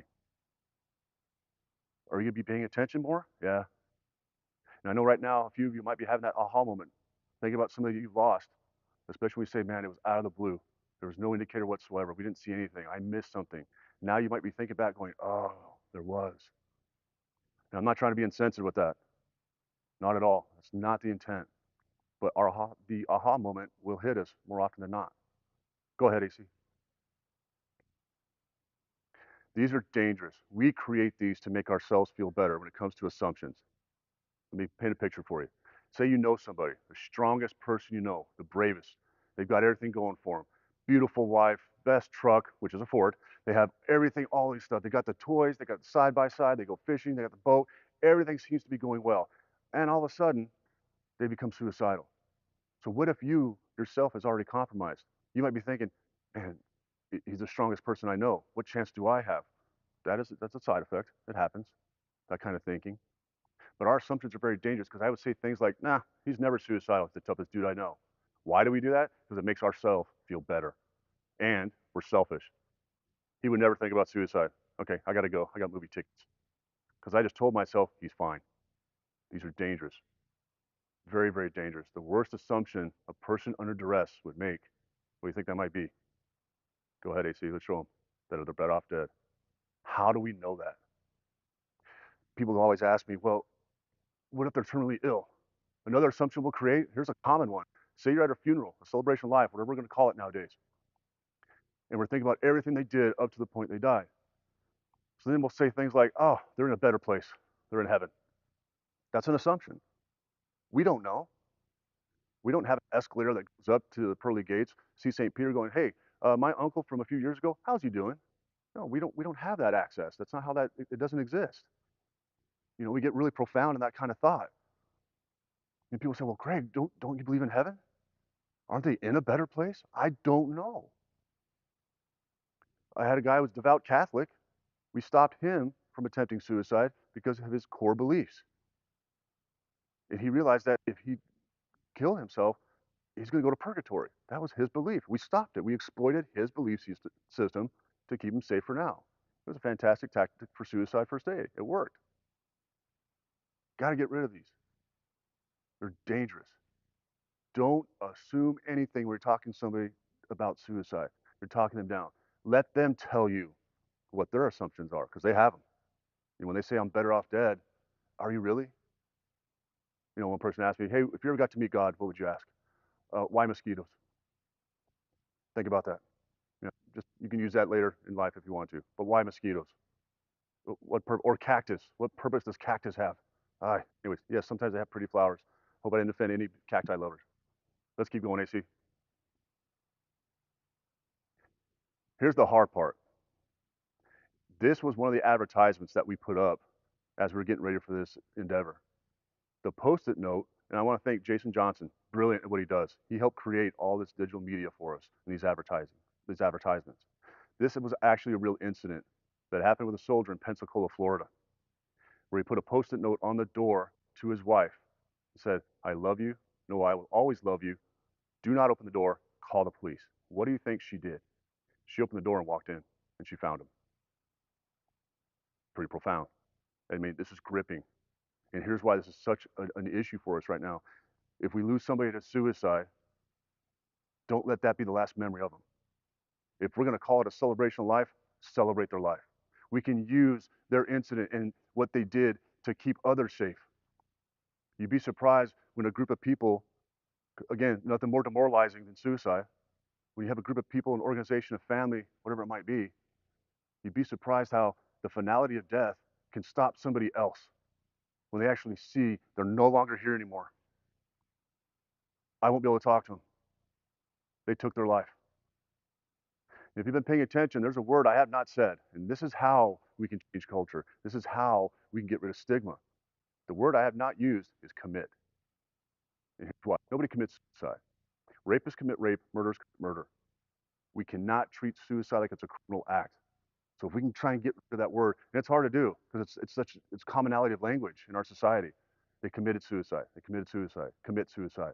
If we can get rid of that one word, that's how we affect change. But don't let their suicide be the last memory of them. And that's going to be hard to do psychologically because the last thing we think about is, I can't believe they took their life, especially if we know how they took their life. We're going to replay that in our mind. Let's not do that. Don't let that be the last memory. Go ahead, AC. Here's another good question. Is suicide a selfish act? So let's answer that first one. Who's at fault? And I'm not being insensitive with this. We've all lost people. I get it. The person who took their life is the person at fault. Everything else that we saw before, those contributing factors, those are just contributing factors to life. Everything around them that led up to that point. Try not to answer the why. We don't know. Even if there's a detailed note, we can safely assume, again, that's why they're dangerous, assumptions. We can assume what got them to that point. We can see the patterns. You know, if you look at a timeline, you see these little dots, these little incidents that got them to that point. But don't try to answer the why. It will make you insane because we don't know why. At that split second that they did it, we do not know why. And it's okay if you think it's selfish sometimes. Hit the next one, AC, and here's why. Trauma doesn't age. If it hits you and it affects you personally, is it okay to say that was a selfish act on their part? Yes. That's how you feel. Others around you may not agree. That's how you feel because it hit you that hard. Those 183 people, I did not know them personally, the folks that I lost during my military career. I knew a lot of them personally. I know of them. I didn't think each act was a selfish act. We think it's selfish because everybody that's left behind now has to deal with this. That's major trauma to hold on to. And as you can see there on the bottom, trauma doesn't age. It can be decades down the road, and you might still have a bad dream of something that happened to you as a child, or a combat experience, or you're a first responder, and it's still in your mind. That's trauma. We can't control the subconscious. It's not possible. Let's keep going, AC. Whatever self-worth is, it should be something that's currently existing in their life, something positive. Find out what it is. And I'll do a quick story here. I had a soldier, armed, had a pistol in his lap. I get there, trying to talk him down. His wife was there. I said, hey, can you send me pictures on my phone of everything that's important to him, everything he loves, pictures of you, the kids, they had a German Shepherd dog, all these things, his friends. Because normally when I'm talking to somebody who's suicidal, the phone is out of sight, out of mind. Sometimes I might say, hey, do you mind if I just call my wife real quick? Let her know that I'm going to be late. You know what that does? That tells them that, wow, you're putting your life on hold for me. So we're back to that ask, care, escort, right? I care. I am telling the people I love the most, I'm not going to be home for a little bit. I'm going to be late. And I just told you that you are now more important than everything else that's going on in my life. Let me help you. So in this case, I took my phone in with me and started talking to him. Made it very clear. I asked him one question. I was like, who do you live for? What gives you purpose? And when he said nothing, I said, oh, really? So I pulled my phone out and started swiping pictures. I said, what about her? What about your kids, your dog, your friends, the guys you've served with in the military? I went through all this stuff. Did it work? Yeah, especially when I said, by the way, your wife is out front. How do you think this is going to affect her the rest of her life if she hears that shot inside this house right now? And it stopped him. You got to use unorthodox methods sometimes, but get rid of that phone if you're able to. That's not what's important. And don't keep looking at your watch. Because what am I telling you? Oh man, hurry up. Let's go. Let's get through this. You're killing me. Oh, you're ranting on and on and on. Yes, you've got problems in the world.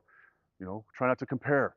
I would always ask, can I share a story with you that relates to this situation, that something that I dealt with, or something I dealt with somebody else? Can I share it with you? Because that resiliency of survival could work in this situation, but just ask for permission. That way you don't look like you're domineering and taking control of the conversation. It's not about you, it's about them. 80% listening, 20% talking. Keep going, AC.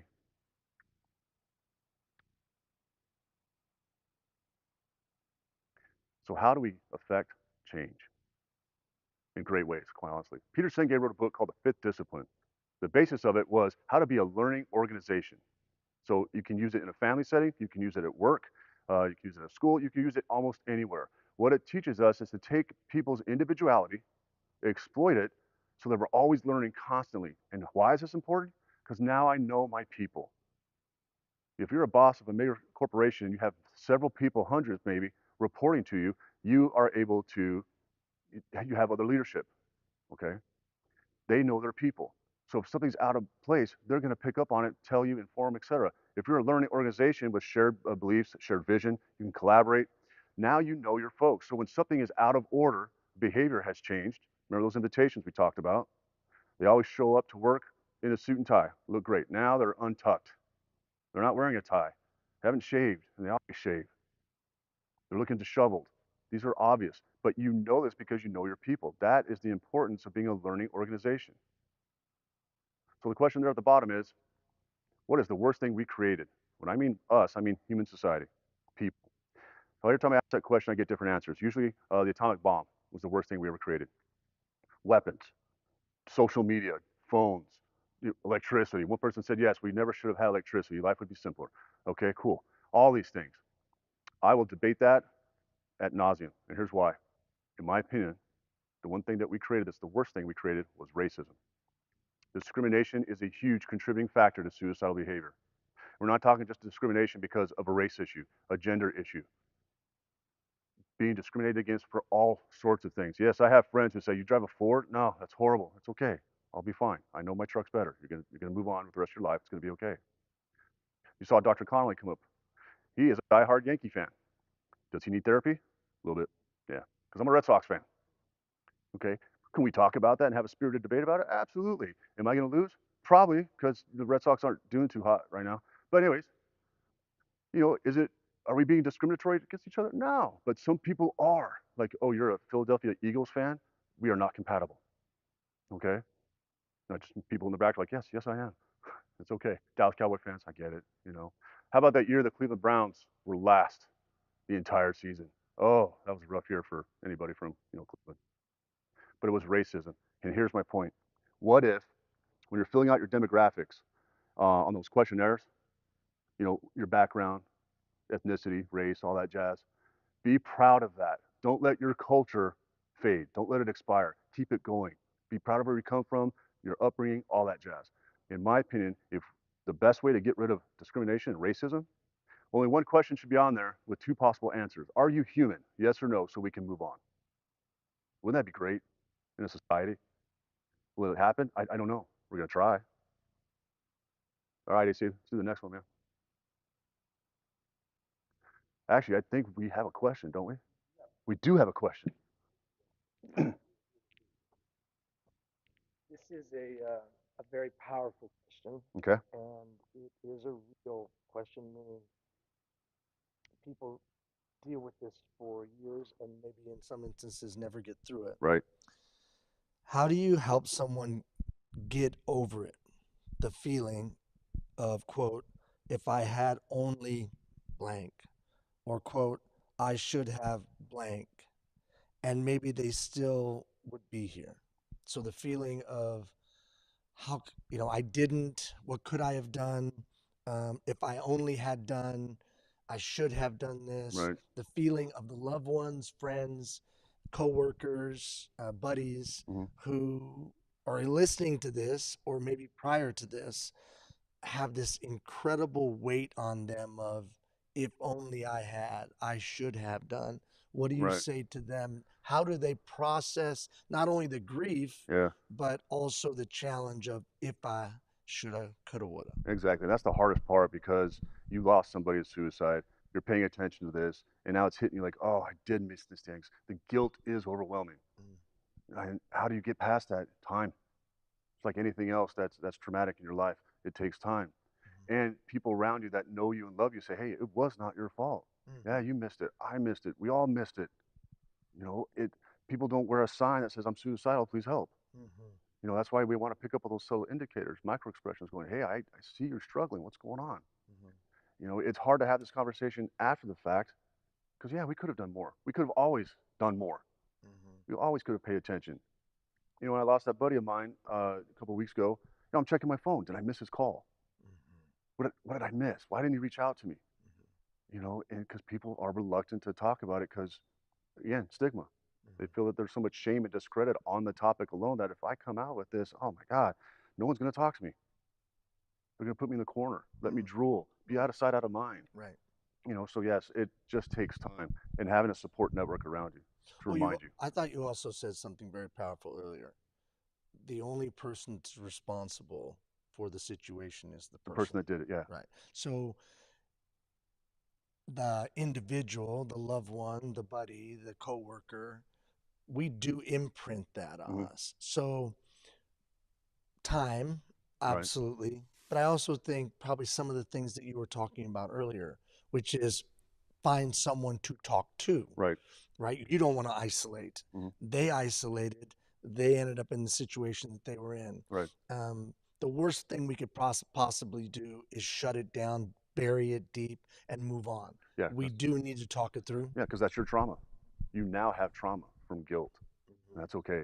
It's right up there with having that question of, hey, is this a genetic thing? Is suicide genetic? Now, we know that some conditions, mental health conditions, can be passed down genetically, from parent to child, et cetera. When it comes to suicide, I would say this. I would challenge experts out there and say, I don't think it's genetic. I think it's learned behavior. Because we're talking about a behavioral issue, a negative behavioral response to a life issue. I would say it's a learned behavior. Now, existing conditions, like we talked about, that iceberg of depression, undiagnosed mental health illness, yes, there's the comorbidity around it is the possibility of side effect of suicidal behavior. In my opinion, I would think it is learned behavior. If a parent does it, you just told your child, when life gets hard, here's a way out. There's somebody watching right now who, there's some of the stories that you're describing, some of the iceberg, that's them. Yeah.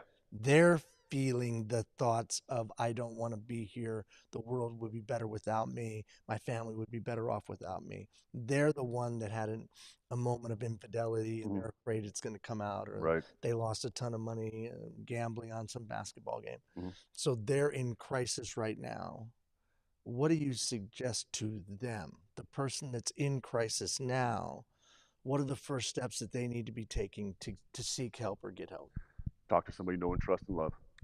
Like right now, get them on the phone. If they're sitting right next to you, say, hey, after this, I need to talk to you. Because I have some challenges in life, and I want to make sure you guys are aware of it to help me. Because we can't go through life in a silo, where we just take all of our problems and say, nope, it's mine. Nobody else can help me. That's not true. And we can't be successful alone. Well, it's not possible. You know, it's a major endeavor to have the conversation of suicide. But if you admit and say, yeah, I'm battling some demons. Can I vent with you for a minute? Yes. Because if the person turns them away, that's unfortunate. Does it happen? Yeah. We're going to stop that. We're doing this, hitting all these cities and all that jazz. We're going to stop that. We're going to allow people to just have a candid conversation, an open conversation, and just pour it out there. I can tell everybody that's watching, at least in my own personal journey, I was afraid. That's the right word. Yeah. I was afraid of being vulnerable because I truly believed that I would get significant pushback. And, you know, whether it's being a CEO, whether it's being a community leader, or whether it's winning awards and such, I really thought that if I told anybody that I was struggling with a mental health issue, that I would immediately be ostracized. Yeah. I would immediately lose business opportunities. I would immediately lose contracts. Right. Because we can't invest in you, or we can't partner with you because you're a wreck. Right. I found the exact opposite. So I just encourage you out there. Yeah, definitely. The day that I was willing to be vulnerable and transparent, those are two different things. Yeah. You know, transparency is telling everybody what's going on.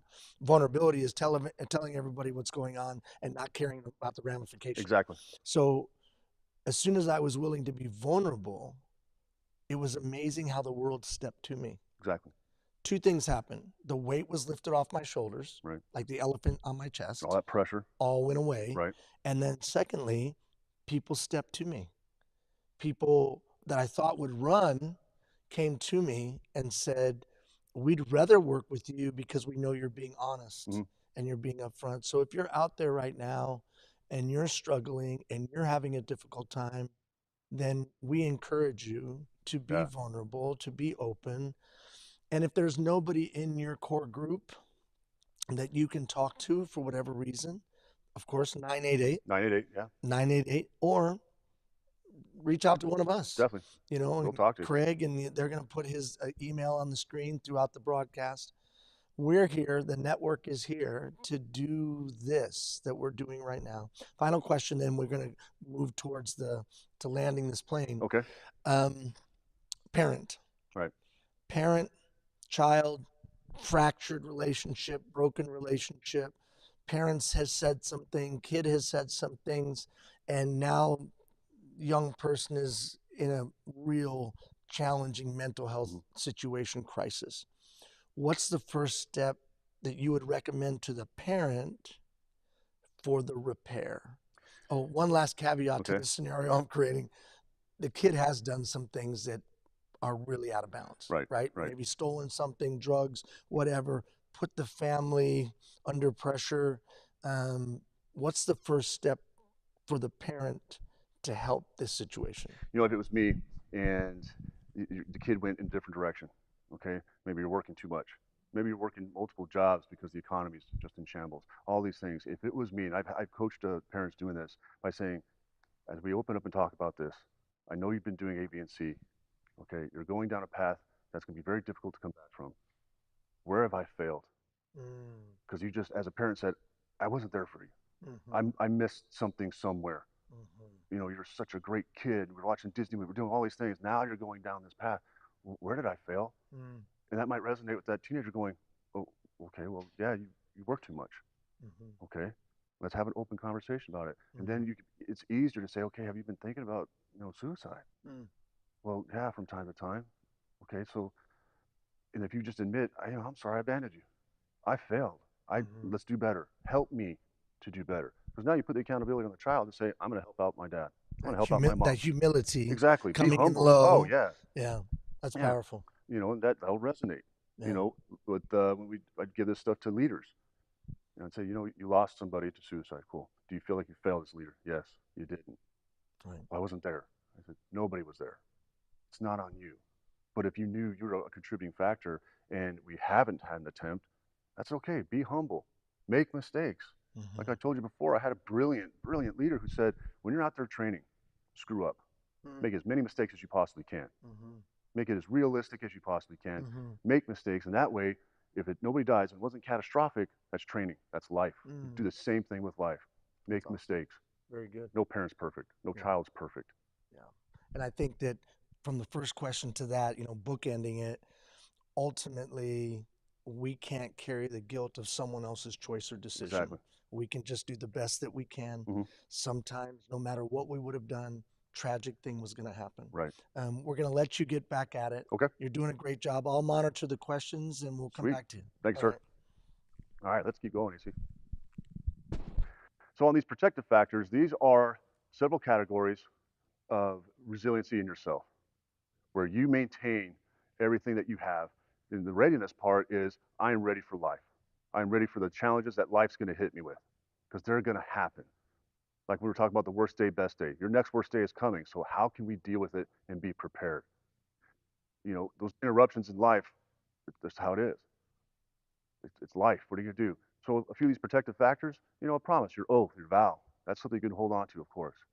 You know, Seeking help when you know you need it, being honest, being vulnerable, like Ian and I were just talking about. I cannot do this by myself. I'm struggling. I have these thoughts. They keep invading my brain. I don't know what to do. Can you please help me? Yes. Ask for that. It's okay to ask for help. It's not a mark of disgrace. Be honest with yourself. Like Ian was saying, once he let go of it, immediately people around him that truly care about him, like, hey, we're here to help you. How refreshing can that be for someone, knowing that there's people out there that do care about you? Had an individual ask me, what is the big deal about suicide? Why? Why is this such an issue? Why are we only focused on this? What about all the other problems in the world? My answer, suicide affects everybody when it happens. There's nothing more demoralizing because we're left with empty questions. We can't get answers. Your core values. So, what your belief system, your morality. One person told me that atheists are probably suicidal because they don't believe in God. No, they can be very moral people. And what do? We judged. See how we kind of, put things into perspective to fit our own hidden agenda? We have other stuff here that we can work on, right? Getting your life and social coping skills squared away. So every time you hit an obstacle in life and you survive it, did you learn more social and coping skills? Yes, of course you did. That's experience. I like when people say, well, you failed. Well, that's still experience.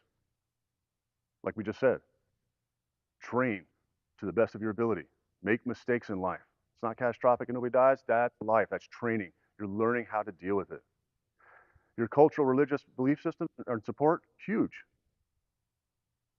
When I had a suicide response team, one of the members of that team was an Army chaplain. Because sometimes they want to talk to, a religious figurehead, a pastor, a rabbi, whoever it might be. Use their core beliefs. Use that to exploit the suicide first aid in that conversation. And of course, you have your family, your friends, your pets, therapy dogs, etc. We know that works because we know veterans that will get a dog, and that dog knows how to make them feel better about life. And that's great. And on the bottom, unorthodox methods. What does that mean? Okay. Like I had said before, when I would lose somebody, I'd go to a mountain, get to the top, make sure I'm overlooking a valley, standing on a cliff, and I would scream. That was my way to let it go. Because like Ian and I were just talking, the guilt is overwhelming. What did I miss? Did you say or do something that I wasn't paying attention to? Was I so busy in my life that I just didn't pick up on it? That's unorthodox. A gentleman I helped out recently, a former Marine, he lost one of his Marines a few weeks ago to suicide. He calls me up and says, hey, can I come over and just play catch? Sure. You got two grown men tossing a baseball around together in the backyard, not saying a word. And it was working for him. That's an unorthodox method. It's something that's positive. Something doesn't create more risk. And like in this next slide, we're about to see risk factors. Check out this chapter. So someone who's been suicidal before, are they susceptible to being suicidal again? The answer is yes. However, it doesn't mean they will. That they've had an attempt, it doesn't mean that they're going to go straight into suicide when the next obstacle in life hits them. It's like a heat or cold injury. You are more susceptible to those kind of elements at extreme temperatures because you've had that injury. Your body is susceptible to it. So yes, if they've been suicidal before, that's a risk factor. That's why I had that good conversation. Say they had an attempt 5, 6 years ago, hypothetically. Next big challenge in life hits them, and it's a negative impact to them. It did not go the way they planned. Are you going to sit there and say, hey, are you going to be suicidal again? No, probably not. You're going to pay attention more. You're going to watch out for those subtle indicators because they'll be there. And they might even say, look, I'm not thinking about suicide. I just need your help getting through this phase of my life. Cool. That's great. But yes, it is a risk factor. Let's keep going. What if you have medical issues? That's a risk factor. We do see an increase in suicides with the elderly who have a terminal illness.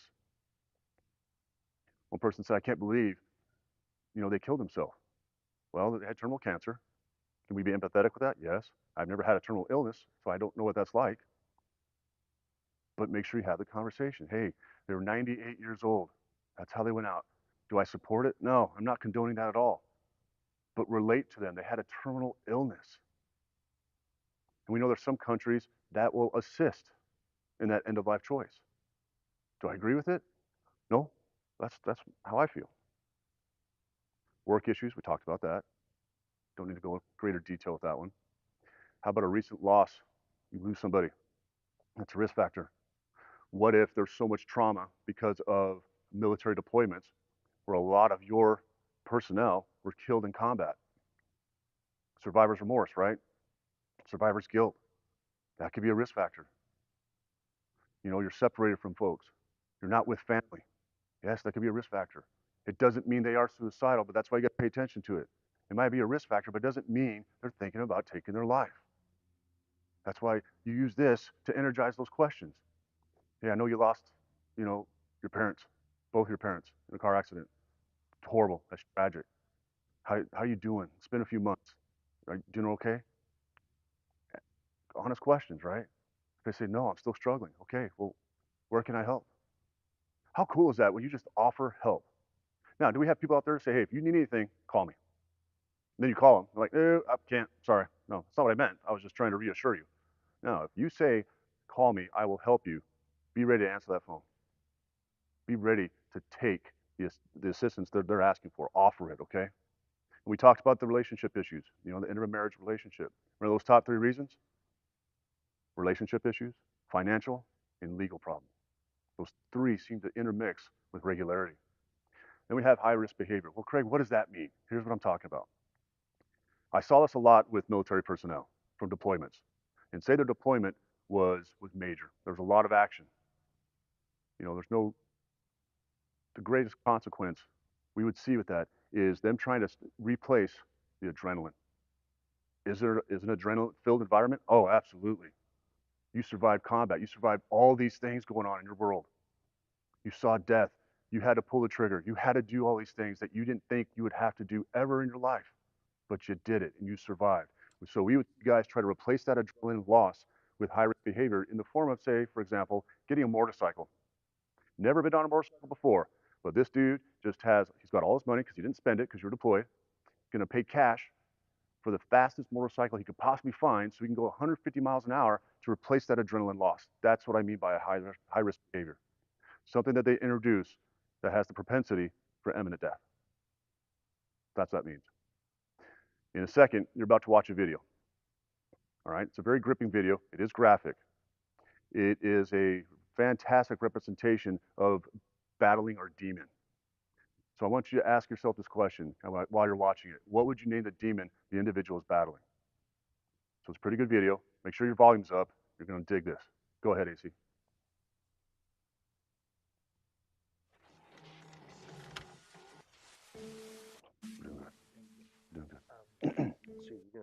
She's my older sister. She's very, very cool to me. She understood the world a lot better than I did. My judgment and my rating of her coolness was so overinflated. When Tanya came back one time, she had this piece of art homework to draw a monster, and she didn't want to do it at all. She told me, you have to do my homework. And I totally did it, just anything to be around her. She actually needed me, needed my abilities. It was really special for me. Last June, Tanya committed suicide. I didn't know how to deal with it, so I wrote her this letter. I still wanted to help.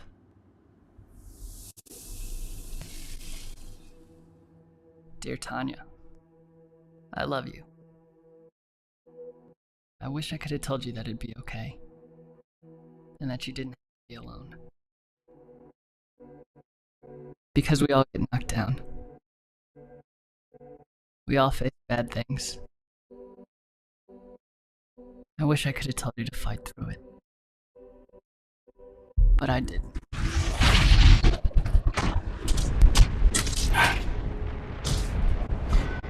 I wish I told you you'd be happy. That there's a reason for the pain. But I didn't.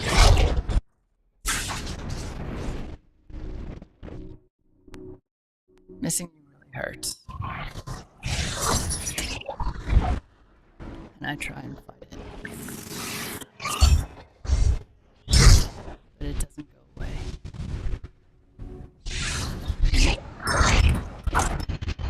It's like a monster. It keeps showing up to remind me that you're gone.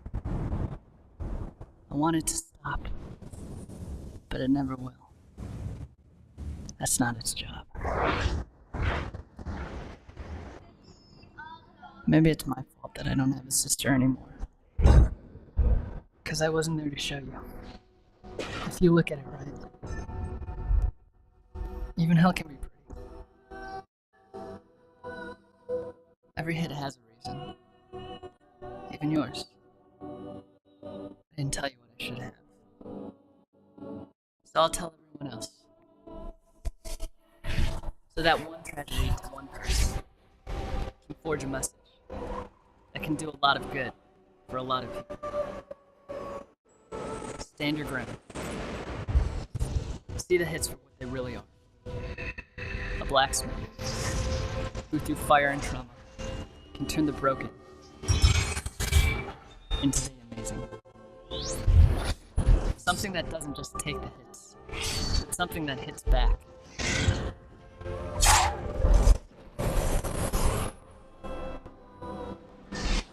For anybody hurting like she was, use the pain. Like good come from bad. It'll hurt. The hits will never stop. They'll only get tougher. But so will you. And hopefully someday, I will too.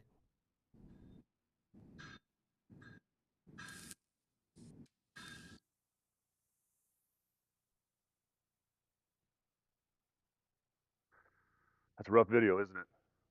So I always ask people, what would you name the demon that he's battling? You know, some people say, you know, remorse, guilt, shame, I missed something. Talk about his older sister.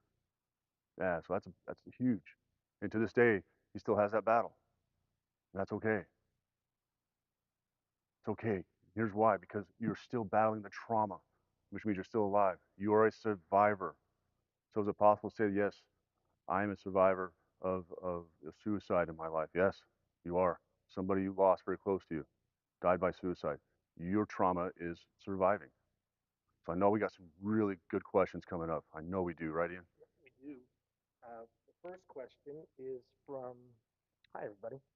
The first question, by the way, thank all of you for being involved. Yeah, totally. I mean, it's just incredible with thousands upon thousands of people all across the world participating in this. And it just shows that you care deeply about lightening the burden of your fellow man. Yeah. So we have here from Miss Athena Richards.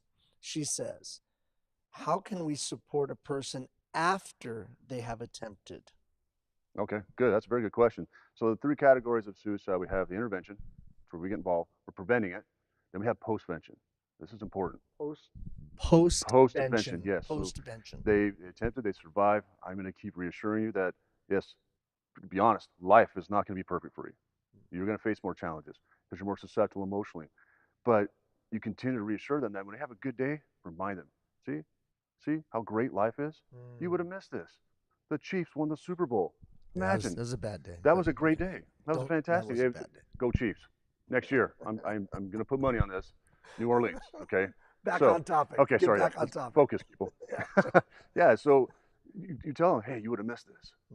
Oh, look at this major event in science. Whoa, we land on the moon again. You would have missed this. You kind of remind them that the great things that are happening around us in the world, you would have missed. I'm so glad you're here for that. Look at this movie that's coming out. Oh, you wouldn't. You remind them that this is why you're here. You don't do it every 5 seconds, every 5 seconds of the day. You just, when great times are coming, say, man, I'm so glad you're here still. Gosh, man, because honestly, you would have broke my heart.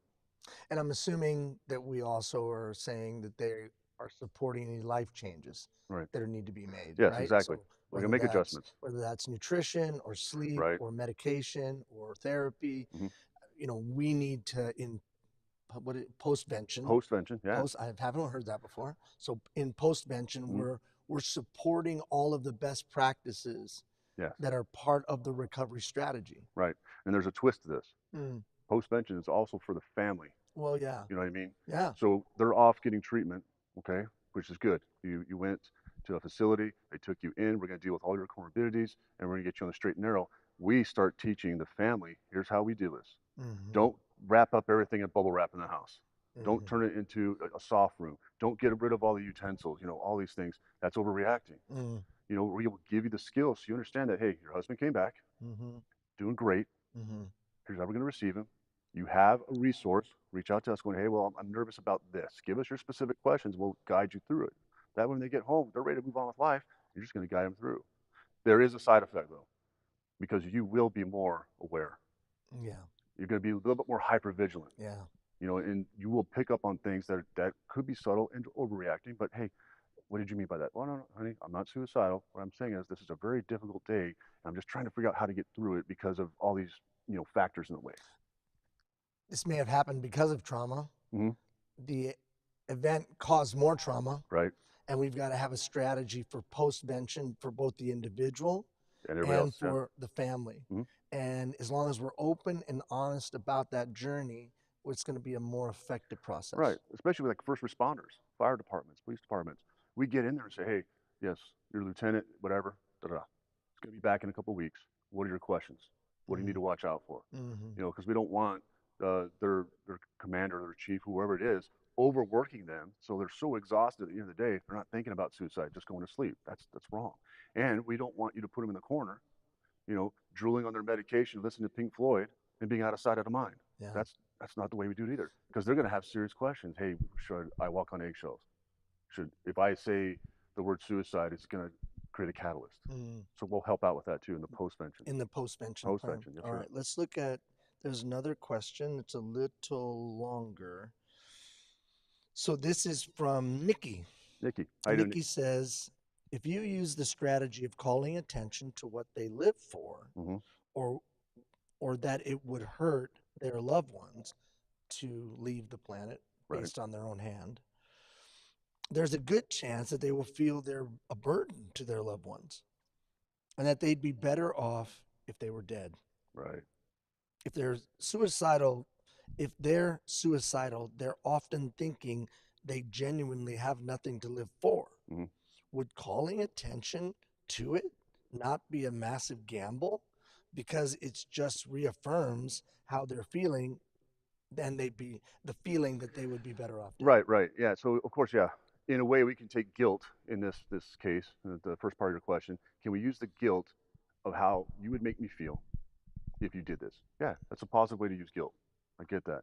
Of course, it's a double-edged sword concept. And I think that's what she's saying. She's saying, isn't this a big gamble to use that? Yeah, because at 50-50, am I flipping a coin? What's going on here?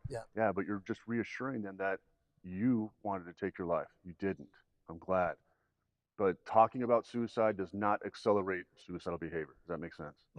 It doesn't. Not at all. Having this conversation, having training, does not introduce suicide in a person's mind, even if they've attempted or they've been thinking about it. You're not going to accelerate their actions. You are identifying it, holding them accountable, reminding them how important they are to you, that you're here. So you would make me feel horrible if you did this. You would break my heart. How powerful is that? Especially if we have a loved one say, you know what, you're breaking my heart. Oh man, that's huge. I'm sorry. What did I do? You did this, you said that, whatever it might be. We can use this in this double-edged sword approach by saying, you would break my heart. Can that stop a person? Yeah, because, oh, hey, wait a minute. I don't want to hurt you.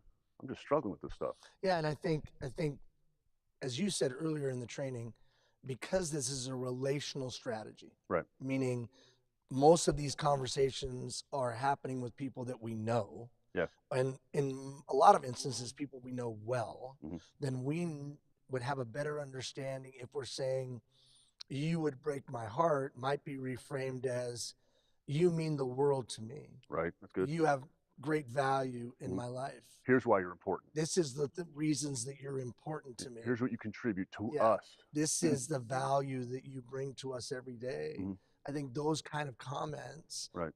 reinforce the positive and maybe mitigate the risk of them feeling burdened. Yeah, but always understand this conversation is a gamble. It's All the a- way around. Yes, Yeah. it's in any way you approach it. It is a very difficult subject to broach, to maintain. It's a hard question. Are you thinking about killing yourself? Yes. We were teaching clinicians, and she had the patient. The patient said, she asked, "Well, wait a minute, you're sad, you're this, you're that. You're not making eye contact. Are you thinking about suicide?" And when the guy looked up at her, made eye contact finally, and he said, "Yes," she lost it. She went off on him. Why would you do that? You have this, you have that, you have so much to live for, et cetera, et cetera. Sunset, she would just attacked him and made it criminal. Yeah. In You a know way. what? Well, the biggest takeaway I have from today, and then we're going to let you wrap up, and then Okay. I'll say a final few words to thank our sponsors. Slow down, pay attention. Oh, yeah. Pay attention with your eyes, your ears, your intuition. Pay attention. And then you don't have to talk. I mean, that was the You just epiphany listen. for me. Yeah. Yeah, you get to listen That to a was story. that was the epiphany for me today. Mhm. I need to close my mouth. I need to listen to what they're saying. I need to create space and affirm them, their value, maybe not their behavior. Right. I'm not condoning the infidelity, the gambling, this, right? Yeah, it's on you. Yeah. But I'm absolutely affirming you as a human being. Yeah. So I guess my epiphany or my takeaway is I don't have to be brilliant. No, I not don't at have all. to be, I don't have to do anything except care, love, listen, Mhm. right? Let That's them it. tell a story. Well, let's let you wrap things up Okay. and say you bring this to close, and then I'll have a final few words. Sounds okay? good. So what did we learn today? We learned about the simple acronym ACE. Ask, care, escort. Ask good questions. Have a conversation. We understood that behavior when it comes to the iceberg and how pressure can build the deeper we go. We learned about that too, and how to break apart, their behavior so you can have that good conversation. And we learned that it's okay to be vulnerable. It's okay to be sad. It's okay to be depressed. But it's more importantly to pay attention. So get out there, save some lives. I appreciate you joining in. Look, you only took 2 hours out of the day. Look how much we've learned. Take care. Thank you. Well, for all of you in the room, can we give Craig some love, please? He put in 4 hours. Come back over here. Come back over here. Come back over here. 4 hours of time and energy and effort. My pleasure. But what you don't realize is the hundreds and thousands of hours that he's put in his life. We see people come forward and speak like Craig did today all around the world. 18 countries we've kind of verified so far in checking at the initial numbers. 18 countries represented here today. Awesome. Thousands upon thousands of people. And we see Craig get up and do what he did. And we think that, this song and dance, I mean that in the most loving way. Sure, I get it. This song and dance just somehow appeared. This is decades of work, of heartache, of early mornings, late nights, of loss, and of when no one else would show up. You were the guy that showed up. Yeah. So I just want to thank you on you. behalf of the thousands upon thousands of people. The funny thing about suicide prevention, and Doc, you could probably validate this, we count the numbers of those that we lost. Right. But we don't count the number of those that we saved. True. Because it's hard to equate an incident that didn't happen.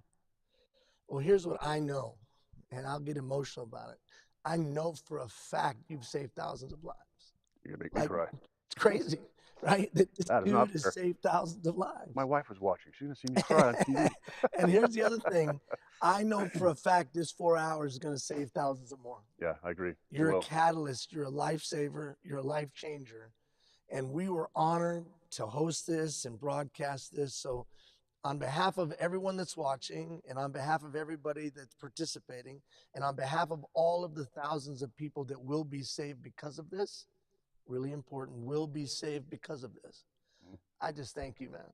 Thank you. All right. Truly. Appreciate everything you're Awesome. doing. All right. Let's go out there and do it. Yeah, for sure. So we're gonna give you an opportunity to bring Craig to your community. Yep. Our goal is 100 communities in the next 180 days. Bring Craig and the Equip Ourselves to Save a Life and NGBN television to your town. On Monday, you're going to be able to put in an application on our website. And there is an application process because we've already gotten requests. So we'll have more requests than we have time, which means we'll do a little evaluation process to bring Craig, the NGBN-TV team, and Equip Ourselves to Save a Life to your community. We got to thank our sponsors. Absolutely. CARF International, Dr. Connolly is here for their incredible support. They're the quintessential gold standard of accreditation in the health and wellness and mental wellness sector. Thousands upon thousands of facilities and programs that they make sure are the best of the best.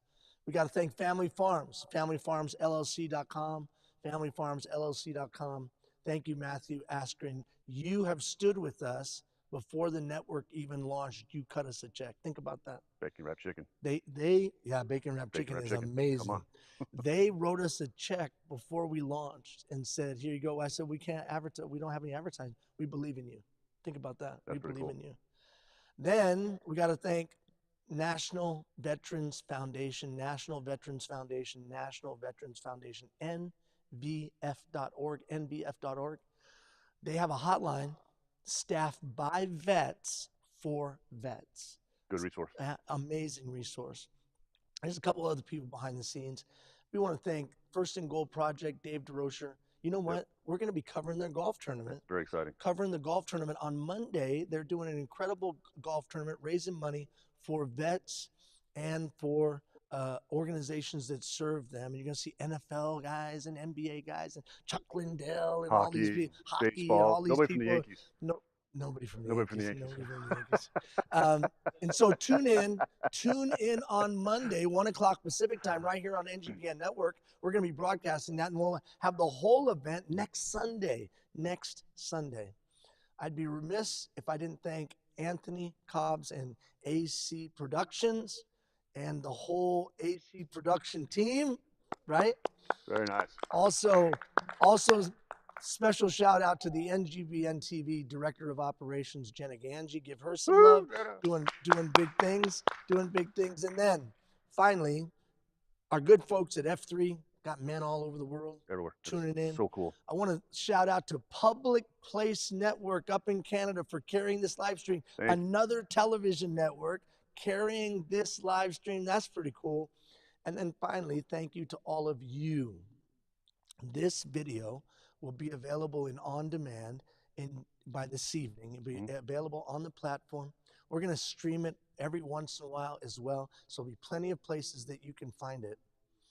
If today made a difference in your life, one, tell us. Yeah, that's important. We want to know. I want him to read the difference that he made. And I want the team behind the scenes to be able to read. So if this made a difference, respond to the email you got to the confirmation email, or post it on social media right now. Jenna will grab it so we can celebrate and share. Yeah. Secondly, if you believe in what we did and it made a significant difference, then do us a favor. Support our sponsors. Support those that support us. Yep. Send Carf a note. Just send them a note. Thank you so much. This was amazing. Go buy some Family Farms chicken, or go make a donation to National Veterans Foundation. Finally, if this made a difference for you, then go to our website. We got to take this to 100 communities. Yeah. We're a startup television network, okay? Be honest with you, we ain't got a pot to piss in, right? But we're going to make history. That's right. So we're still going to make history. That's right. We definitely do. So if you want to support us, if you say we're going to get behind a television network doing these kind of things, just go to NGBN.TV. Click the button that says membership. You're going to get all kinds of discount from retailers and our own merchandise. You're going to get access to special content and special programs. And you're going to be able to hang out with people like Craig and all of our other content creators on a regular basis. It's 99 bucks for the year. You'll make that in the first couple purchases with our retail discounts. Small investment. Yeah, and Truly. stand with us as we go to 180 or 100 communities over the next 180 days. Finally, if you're in crisis right now, 988. 988. Yeah. If you're in crisis right now, 988. If you're not in crisis, but you're just not feeling it, Email us. not feeling it, then AC, if you could throw up Craig's email on the screen, you can either reach out to Craig, or you know what else you can do? Just start consuming the content of NGBN-TV. I'm telling you right now, if you hang out with NGBN-TV and the content creators there, your life will be changed, period. I'm telling you right now, your life will be changed. Yeah. Start following them on social media, start checking out some of their shows, and guess what? Over a week, 2 weeks, 4 weeks, 8 weeks, the positive outlook, the meaningful information, the tangible tools, they'll celebrate you, they'll inspire you, they'll educate you, they'll support you, and they will entertain you. Craig, I can't thank you enough. No, thank you, sir. Thank you to all of our sponsors and supporters. This is NGBN-TV. My name's Ian Hill, and just remember, we are better with you here. Absolutely. Take care, everybody.